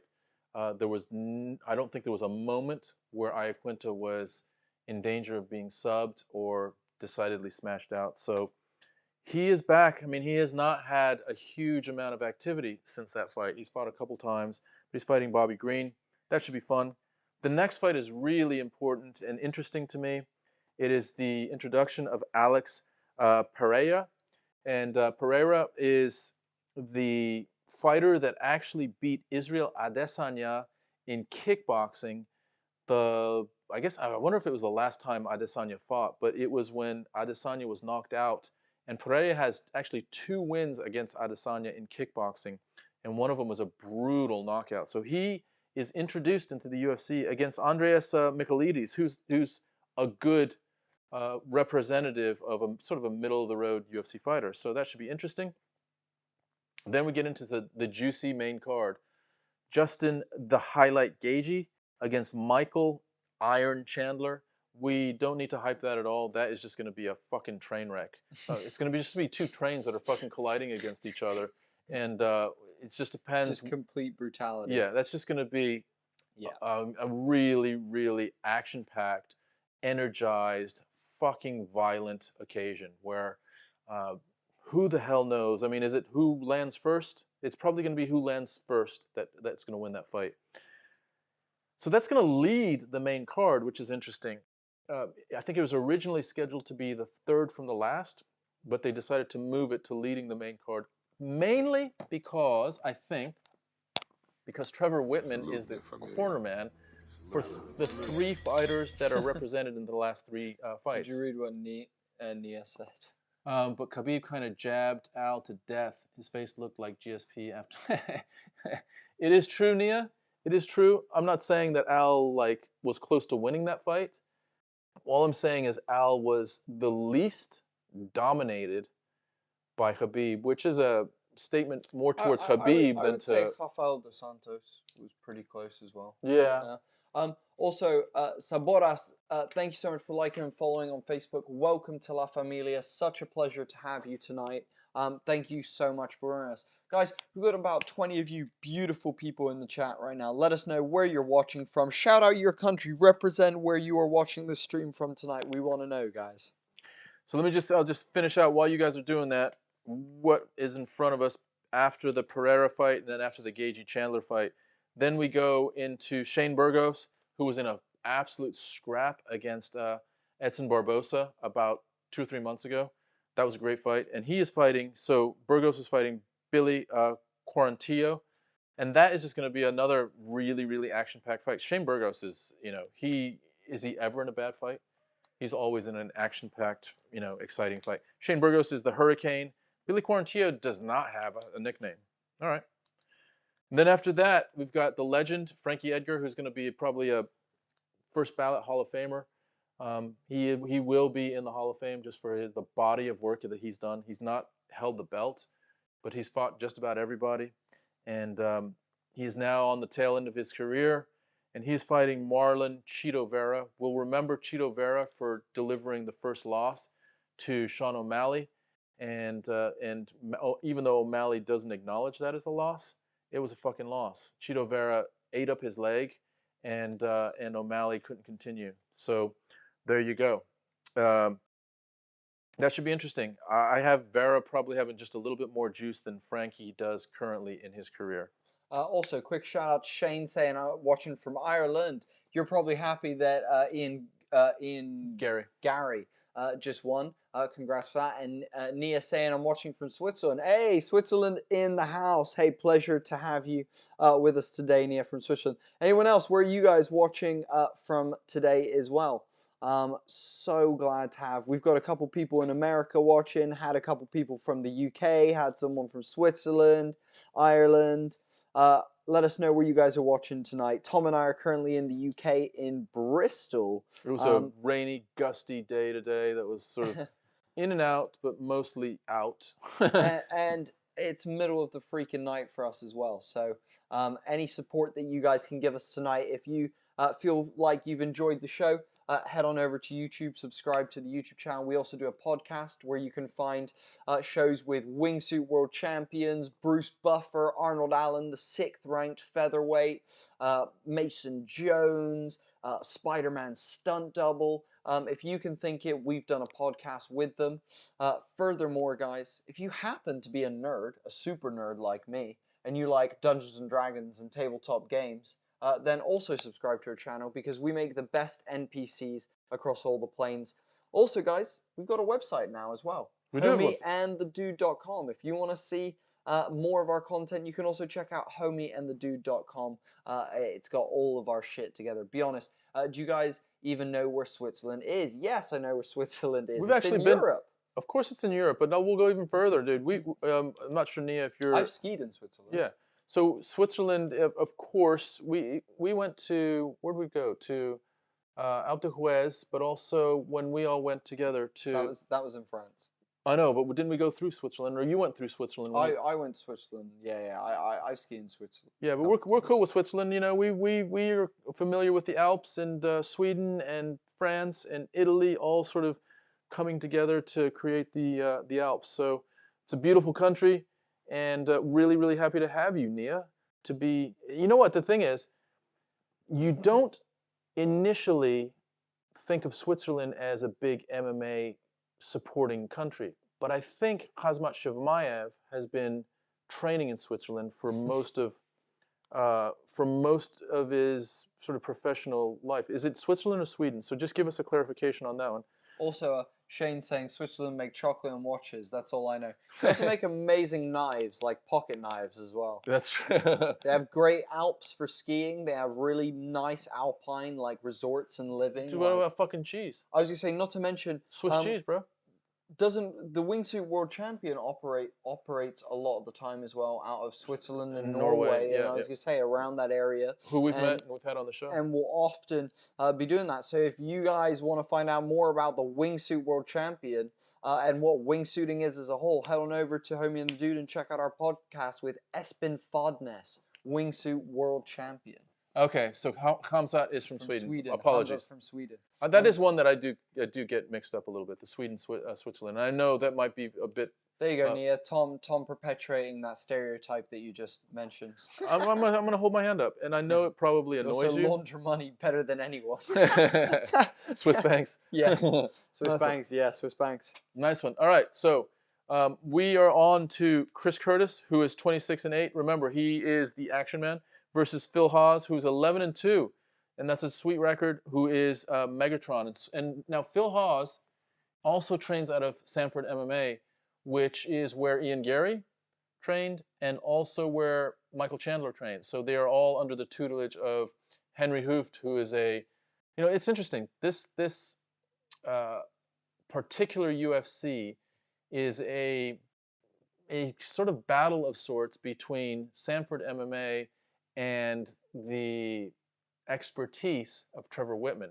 Both of them would consider themselves at the very top of the food chain as far as striking coaches, and they're both going to bring many of the key fighters to tonight's card. So it'll be interesting to see. And one of them tonight is Phil Hawes, who is from Sanford MMA.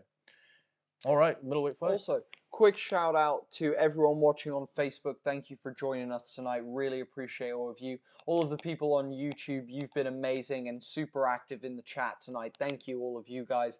And those of you who have joined us on Twitch, thank you all so much. We appreciate every single person that comes and watches these.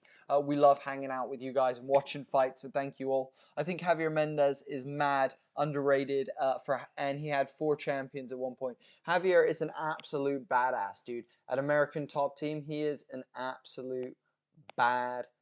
No, it's not American Top Team. It's AKA. AKA. Yeah, American Kickboxing Academy. My apologies. But Javier Mendez is an absolute badass. Well, here's the thing about Javier that's, I think, different than Trevor and Henry. I think Javier he's more of a blended strategy, more of a blended coach. So, when you have Islam Makhachev, you have Daniel Cormier, you have Khabib Nurmagomedov, you have Cain Velasquez, all of those, I think those are all Javier fighters. When you look at those fighters, there is a mixture of striking, wrestling, and submissions. But predominantly wrestling. Predominantly wrestling. I was going to say, Cain Velasquez had a very strong wrestling-heavy style. Khabib, very strong, heavy wrestling style. Luke Rockhold liked to stand and bang, but a very good wrestler nonetheless. Islam Makhachev, absolute world-class wrestler, So a lot of the people coming out of there, and I know a lot of young wrestlers go there to train with Daniel Cormier. Obviously, I forgot Daniel Cormier, one of the greatest heavyweights and light heavyweights of all time.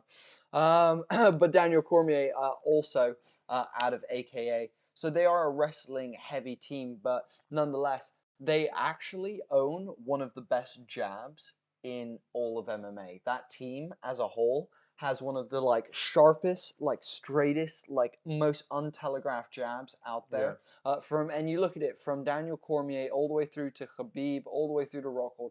All of them have this gorgeous stiff jab that is absolutely beautiful, and they put it out there with finesse and power, beauty and magnificence, and the essence of martial arts. We hear your point, Nia. But I think we were more specifically talking about the representation of striking tonight. But yeah, Mendez is there's some great coaches out there. Let's just talk about a couple of them. So you have City Kickboxing with Israel Adesanya's Eugene Berriman. Eugene Berriman. So as far as striking, that is probably the quintessence of the top of the food chain with regard to life. Yeah, I mean the feinting mixed with movement, and I think it was well described when you look at Alexander Volkanovski, the amount of cognitive pressure they put on you through feints, jabs, combinations, foot movement, mixing that with kicks, it's all very, very high level. And then Nia's getting wild in the chat right now. yeah, what's up? Joshua Fabi is also a legend. He created the death punch. Joshua Fabi is the dude with Diego Sanchez. Yeah, what's up with Joshua Fabio? Has Right, anyone... guys, is Bruce Buffer's jacket green or is it red? Go. It's fucking both. It fucking depends where he's turning. It is a remarkable jacket. That one incredible jacket. All right, here we go. This is a middleweight clash in the form of Chris Curtis, 26-8 versus Phil Hawes, Megatron, 11-2. You'd have to think, so Chris Curtis it looks like he's going to come out as a southpaw. He looks like he's amped and ready to go. Here we go. Shane saying, that was beautiful, the essence of MMA. Well, I do declare, no problem. My vocabulary is that I want to share. Was that Django Unchained, almost like the southern gentleman? I suddenly became what's his name? The fucking pretty boy. DiCaprio. Yeah. That's yeah. Can we just talk about Phil Hawes? And here we go. This is a new referee that I haven't seen recently. Todd Anderson. But Phil Hawes. Wait. Todd Anderson? That sounds very Matrixy. Mr. Anderson. What's that about? What's going on there? So one quick thing. Look at Philip Hawes' hair. Phil Hawes is stacked. He's got that Rodman hair. He's got his body is absolutely shredded, and he's just thick. Look at even the backs of his legs. Look at his thighs. Oh, nice 1-2 from Hawes there. Just lands on the chest almost. So we've got Hawes, who is one of those explosive types of fighters. Have to see if his conditioning will accompany his power and his explosiveness. Usually it doesn't. Usually you have one or the other. But let's see how Hawes carries out. His striking is really straight, very, very right up the pipe, and his kicks, nice good combination between kicks and striking right now. Wow. Curtis comes with a 1-2 with some heat. They're both throwing. Hawes is really throwing. Hawes is trying to hurt him. A little bit. Oh, no, he's all good. Hawes is throwing this beautiful... Wow, his kicking game has been beautiful. He's throwing teeps and body kicks, and that body kick really hurt Curtis there. He's just throwing teeps and body kicks the whole time, each of them strong and powerful. And if you look at Hawes' legs, just receiving a body kick from him. There from Curtis. Nice teep kick right up the middle. Nice jab. So his jab is just very, very straight right through, and that is through the work of Henry Hoof. So this is what we're talking about with striking. There was that almost oblique kick right on the knee of Chris Curtis that landed as well. I'll tell you what, Hawes has come out looking very clean, very clean. Nice straight that landed. He's right now he's got a little bit too much for Curtis, and Curtis needs to figure this out, or he's gonna receive something that is going to be conclusive here in the first round. Curtis's guard is leaving the right side of his head open, and Philip is really making the most of that, faking low, dropping the front hand of Curtis as he drops into this kind of cross guard, and it's leaving this side of the face open for Hawes. Nice counter there for Curtis actually that just clipped Hawes as he came in. Oh, big 2 hooks there from Hawes. Hawes is delivering a huge higher amount of volume. Hawes tries to stomp on Curtis's knee with that oblique kick. It's almost like a side kick to the knee. Delivered almost from the... Oh, wow. Big counter right, straight right by Hawes. And now he goes to the knee again, and this time Curtis has to shake out the knee. That crunching oblique kick to the knee is starting to hurt Curtis. And Hawes is really big body shot for Hawes. Damaging Curtis in a few different ways right now. Shoots for the body, comes back up, and begins trading again. Hawes looks very, very impressive right now in this first round. Clean with his strikes, big body kicks, and smashing his knee with this oblique kicks as well. Big counter from Phil Hawes. Do you know what the problem is? Curtis needs to move his feet. He needs to get his head off that center line. He needs to start moving. His head is far too stationary, and he's staying right in front of Philip Hawes. It's allowing him to be nice and straight with his punches and keep it right down the middle, and the target isn't moving at all. If Curtis put some movement on his head, Philip would be having a much harder time getting through with the strikes that he is throwing. But you can see Curtis Curtis is clearly much more of a counter puncher than he is a leader of the dance. And you see, at that point, Phil Hawes had a little bit of a strike and shoot combination there. So 1-2, and then looked to dig for a single. Couldn't get deep enough on the single, so he released and back to a sort of a standing position. But Hawes is clearly getting the better of Curtis in this first round. Just much more active, much more clean. Now he throws a looping right hand. So he's throwing a lot of straight punches, straight kicks as well. And now he throws a looping hand just to switch things up as well. Hawes is looking great. Curtis is now getting a welt. Oh, Curtis digs a nice power body shot right to the breadbasket of Phil Hawes. That was a very, very nice shot. Nice and now a body kick. kick by Curtis. Hawes returns the favor and delivers another body shot to Curtis. Hawes is just a little bit more active. But oh! Curtis just buzzed Hawes. Curtis with a straight left buzzed Hawes, and Hawes is in trouble. Hawes is in trouble right now. He's fucking done. Oh, it's he's over. Done. It's over. He's done. It's wow. over. That was a delayed And reaction knockout. A delayed reaction knockout. And we have to see how Hawes is right now. That was a very, very strange knockout where Curtis hit him with a decisive straight left that buckled Hawes. Wow. And then Hawes, up until this point, Curtis didn't have anything conclusive in a strike or a kick. And all of a sudden, a counter left buzzes Hawes and then buckles him. And then about 10 seconds later, Hawes just completely crumples. So here comes the straight boom. Oh no, it was a hook. It was meant to be an overhand that ended up being cut short.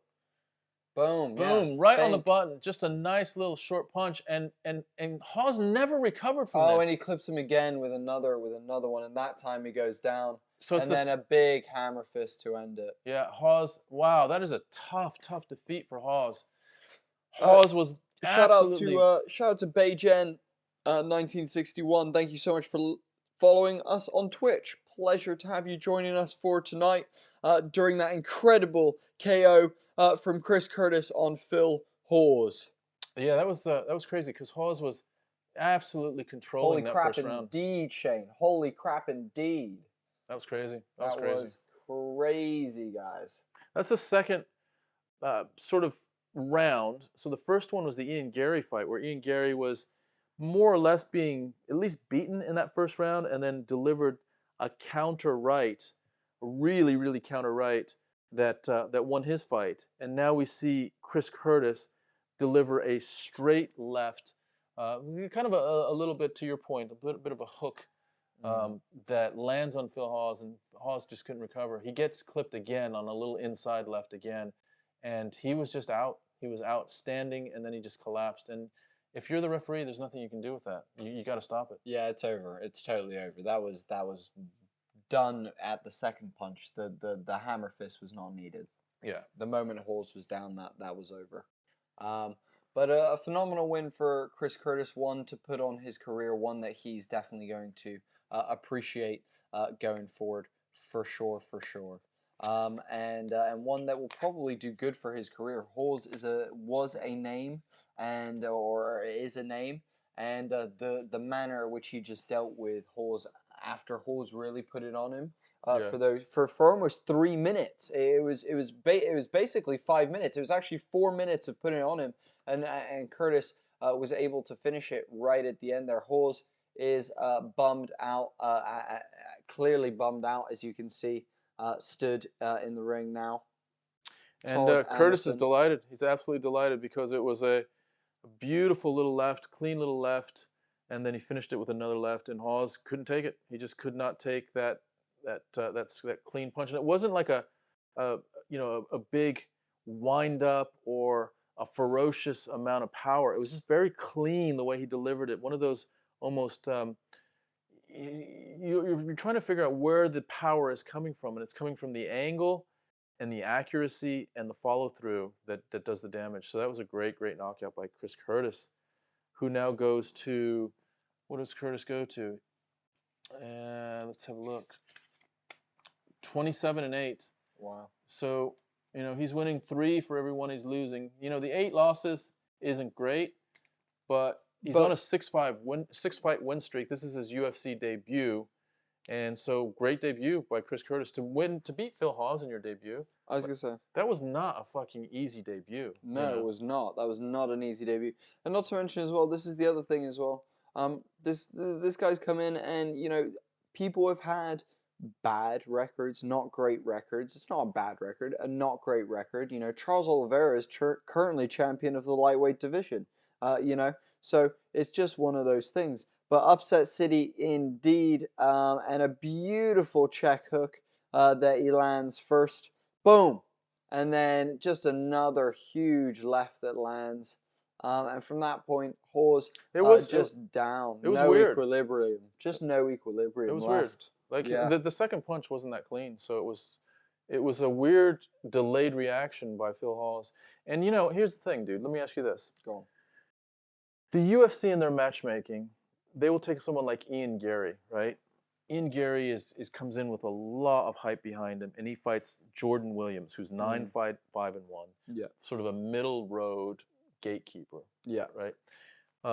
It's almost like they've given him a little bit of an easier first win. You've got Chris Curtis, who's 26-8. He's on a 6-fight winning streak, but this is his first fight in the UFC. They give him Phil fucking Hawes. That's a brutal out. That's a brutal one to come out to for sure. Yeah, so that's a brutal one. I'm not sure how I'd feel about that. Yeah, so they did him no favors, and he comes out with a win. So real credit to Chris Curtis for, almost saying, like, you know what, UFC, fuck you. Like, you're gonna line me up with someone that is a high level fighter in that division, in the middleweight division. You know what? I'm gonna come out with a win, and that's what he did. So well done, Chris Curtis. All right. Also, quick shout out to Beijen. You're actually our 30th follower on Twitch, so thank you so much for that. We really appreciate that. Not to mention, guys, we're actually 2 subscribers away from 800 subscribers. We're trying to get to 1,000 subscribers, guys, because that's when we can get monetized. And when we can get monetized, we can do this stuff more regularly for you guys. So if you enjoyed this stream, or if you happen to like podcasts, we also do an amazing podcast where you can find us interviewing the likes of Bruce Buffer, Arnold Allen, the 6th ranked featherweight, wingsuit world champions, Spider-Man stunt double, Olympians, Commonwealth Games champions, Brazilian Jiu-Jitsu players, everything that you can think, we have interviewed them. So head on over to the YouTube, check it out. If there's any videos you like there, hit us with a subscribe. It takes you guys half a second, and it actually really makes a difference to our lives, as would a share on whatever stream you're watching right now. If you can hit us with a share, all of that helps us out massively, guys, as we get into this next big fight in the prelims. Yeah, if we get our moderator to drop our YouTube subscriber link into all 3 different chats, that would be great, so that it makes it real easy for you. It'll be at the bottom of your chat, and it's just a simple click, and you will see a button come up. It'll say, do you want to subscribe to Homie and the Dude's YouTube channel? And it's a click yes, and you're back to us in seconds. Yeah, this run-up now is about as good of matchmaking as you're going to find in a UFC card. So you got Al Iaquinta versus Bobby Green, the next fight. After that, the debut of Alex Pereira, who is the guy that knocked out Israel Adesanya, against Andreas Michailidis, who's no slouch. So that's another nice matchup. Then we go to the main card. What does the main card start with? Fucking Gaethje versus Chandler.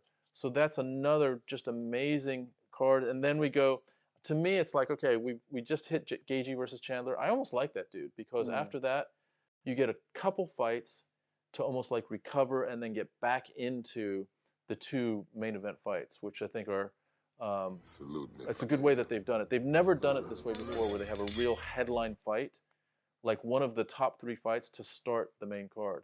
Yeah, but I agree with that. I think it's interesting, because I know I've been in fights before where I'm exhausted in the fights leading up to the main card, and it's almost like anticlimactic, the main card. Yeah, I see what you mean. Esperhenzes Santos, thank you so much for liking and following on Facebook. Welcome to La Familia. Such a pleasure to have you here with us tonight. Also, Yuani Ali saying, hey, you homie and the dude. Hey, you, right back. And also, we have Ulambeg, Ulambeng watching from South Africa. Thank you so much for joining us from South Africa. We've also got, what's your take on the last Diaz fight, says Brian. The last Diaz fight, I believe the Leon Edwards. Wow, he nearly came away with the win. If he just put it on and stopped showboating, Brian, he probably could have done a lot more damage. And you're watching from Canada. Sorry to get to these late, guys. As it turns out, the Facebook comments weren't coming up on my my stream for some reason, so I've missed a bunch of some of your Facebook comments. I'm really sorry about that, guys. I'm getting to all of those now. You're saying Colby destroying Usman by round 1, easy. Wow, our first Colby supporter in the chat, guys. Anyone disagree with Yassin Ali, or do you agree with Yassin? Is Colby going to destroy Usman in the first round?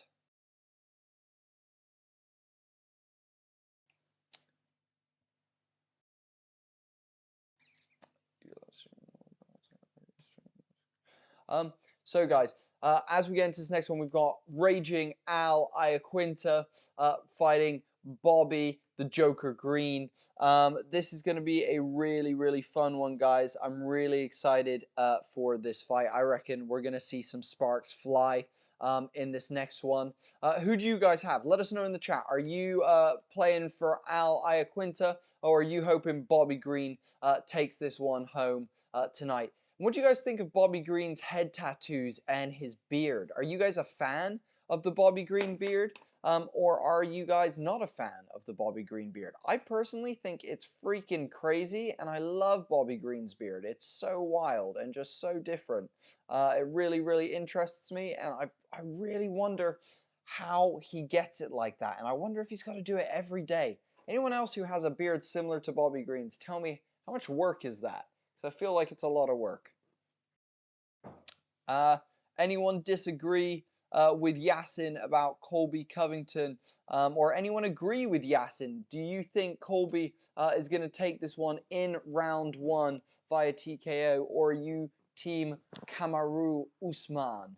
What do you guys think tonight? It's such a pleasure to have so many of you guys in the chat with us. I apologize that the Facebook comments weren't coming through. I'm getting to all of those now, and I'll be making sure to get to all of those going forward.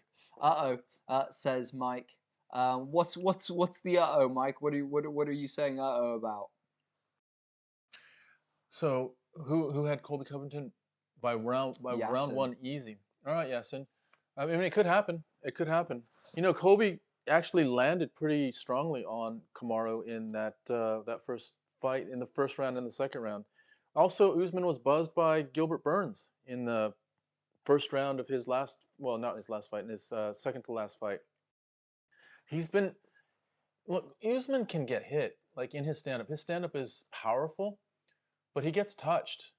Ironically, he got touched more by Covington and Gilbert Burns than he did by Masvidal. Which is interesting, you know, because Masvidal, you would rate Masvidal's stand-up higher than you would rate Covington's stand-up. Yeah, it's a good point. It's a good point. And like, here's the thing: it felt like Usman got better between the rematches. So the question is, does he continue to get better in this rematch and show out the same way? Duke saying, do we show the fight? No, Duke, we don't show the fight here. Here we basically do play-by-play commentary, and you can come and watch the stream and come hang out with us if you can find the fights. Feel free to ask any questions, let us know what your opinions are, all that kind of stuff. We want to interact with y'all and let you know what's going on. Also, Shane. What's up, Shane? Yeah, you want Colby to win, but you don't see it happening. Yeah, I mean, here's the thing with Colby is there is just no denying that he is in the upper echelon of the welterweight division. He is, you know, in the top, I would say in the top 3. You know, if we cast our eyes forward and really rate what we saw legitimately, then Khamzat Chimaev has to be in the discussion. So now you got Chimaev, you've got Leon Edwards, you've got Usman, and you got Covington, and Covington deserves to be there. He is just, his work rate, the combination of his striking, his kicking, and his takedowns are formidable. And the biggest thing that he has more so than any of the other three. Well, we don't know about Chimaev at this point, but more so than for sure than Edwards, I would say, is his gas tank. He probably has the best gas tank of all three of them, because we've seen it over and over again, and we've seen it in 5-round fights. Chimaev has never gotten out of what, the first round, or so we don't know Chimaev's full gas tank in adversity, but we know that Covington can bring it. That being said, he got dropped in the 5th round.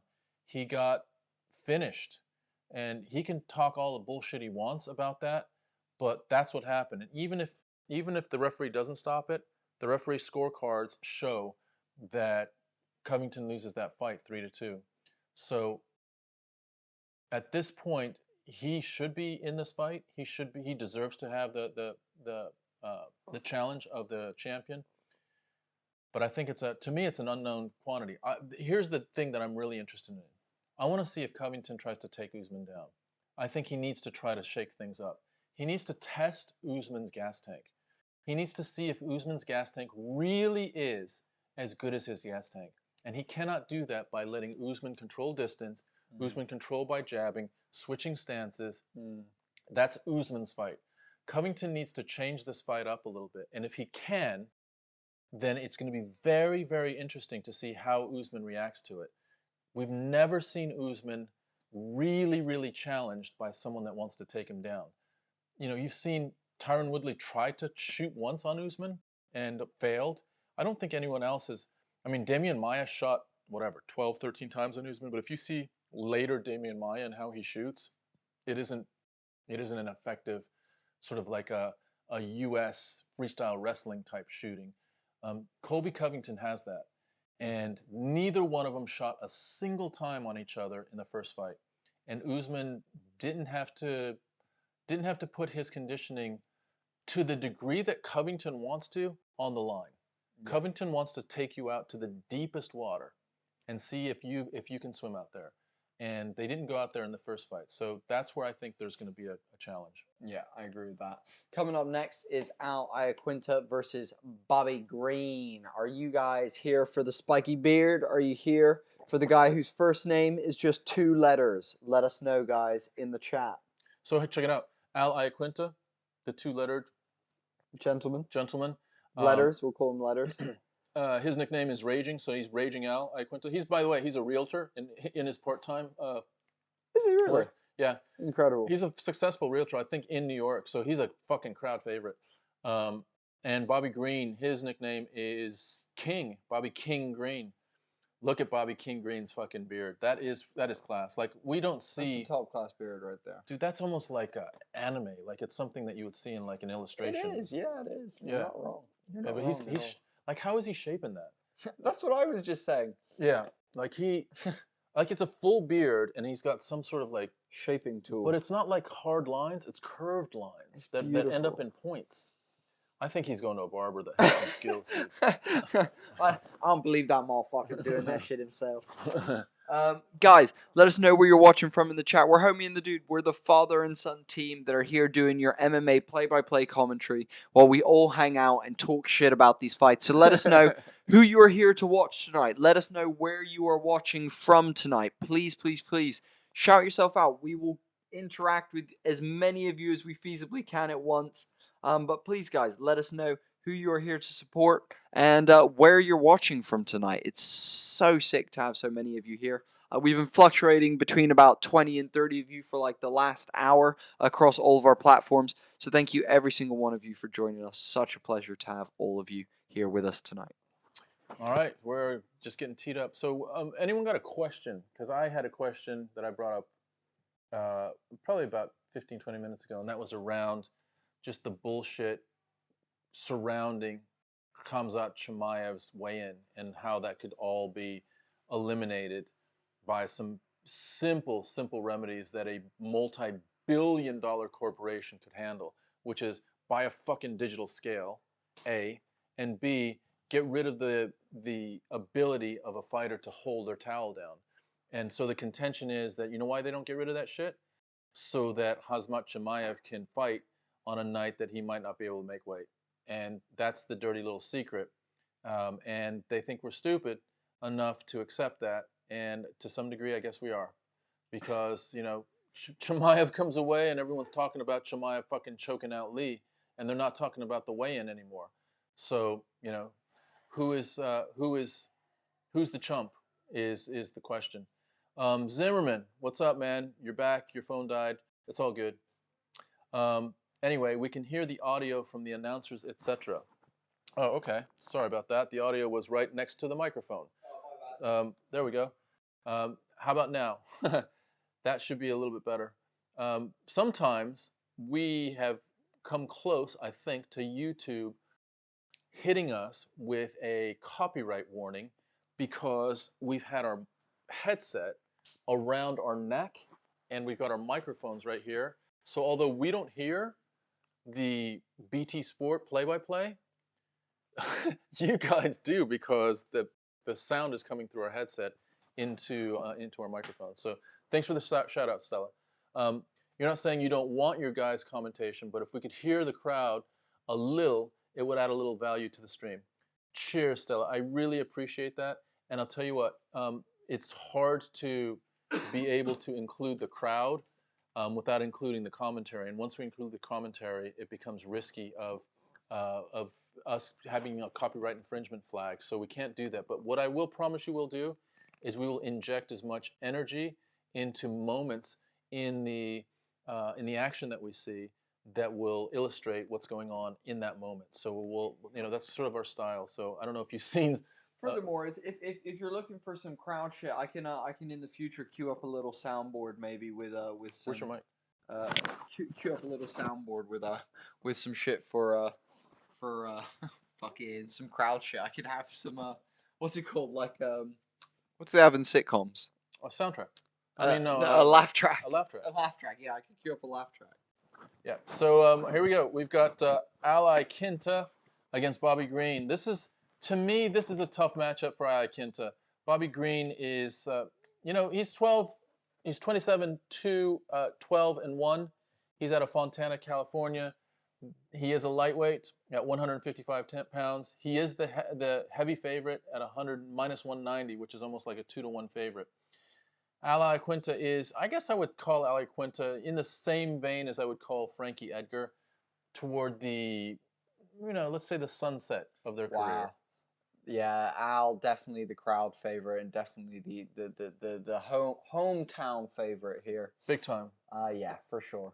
Ally Quinta is based out of Wantagh, New York. He is New York through and through. He accepted that last-minute fight against Khabib. I think that was at the Brooklyn. That was for the belt, I believe. It was for the belt, yeah. And it was a last-minute fill-in, and he did himself proud. And here he is again in Madison Square Garden, representing New York in a big way. Mark Goddard is taking this one.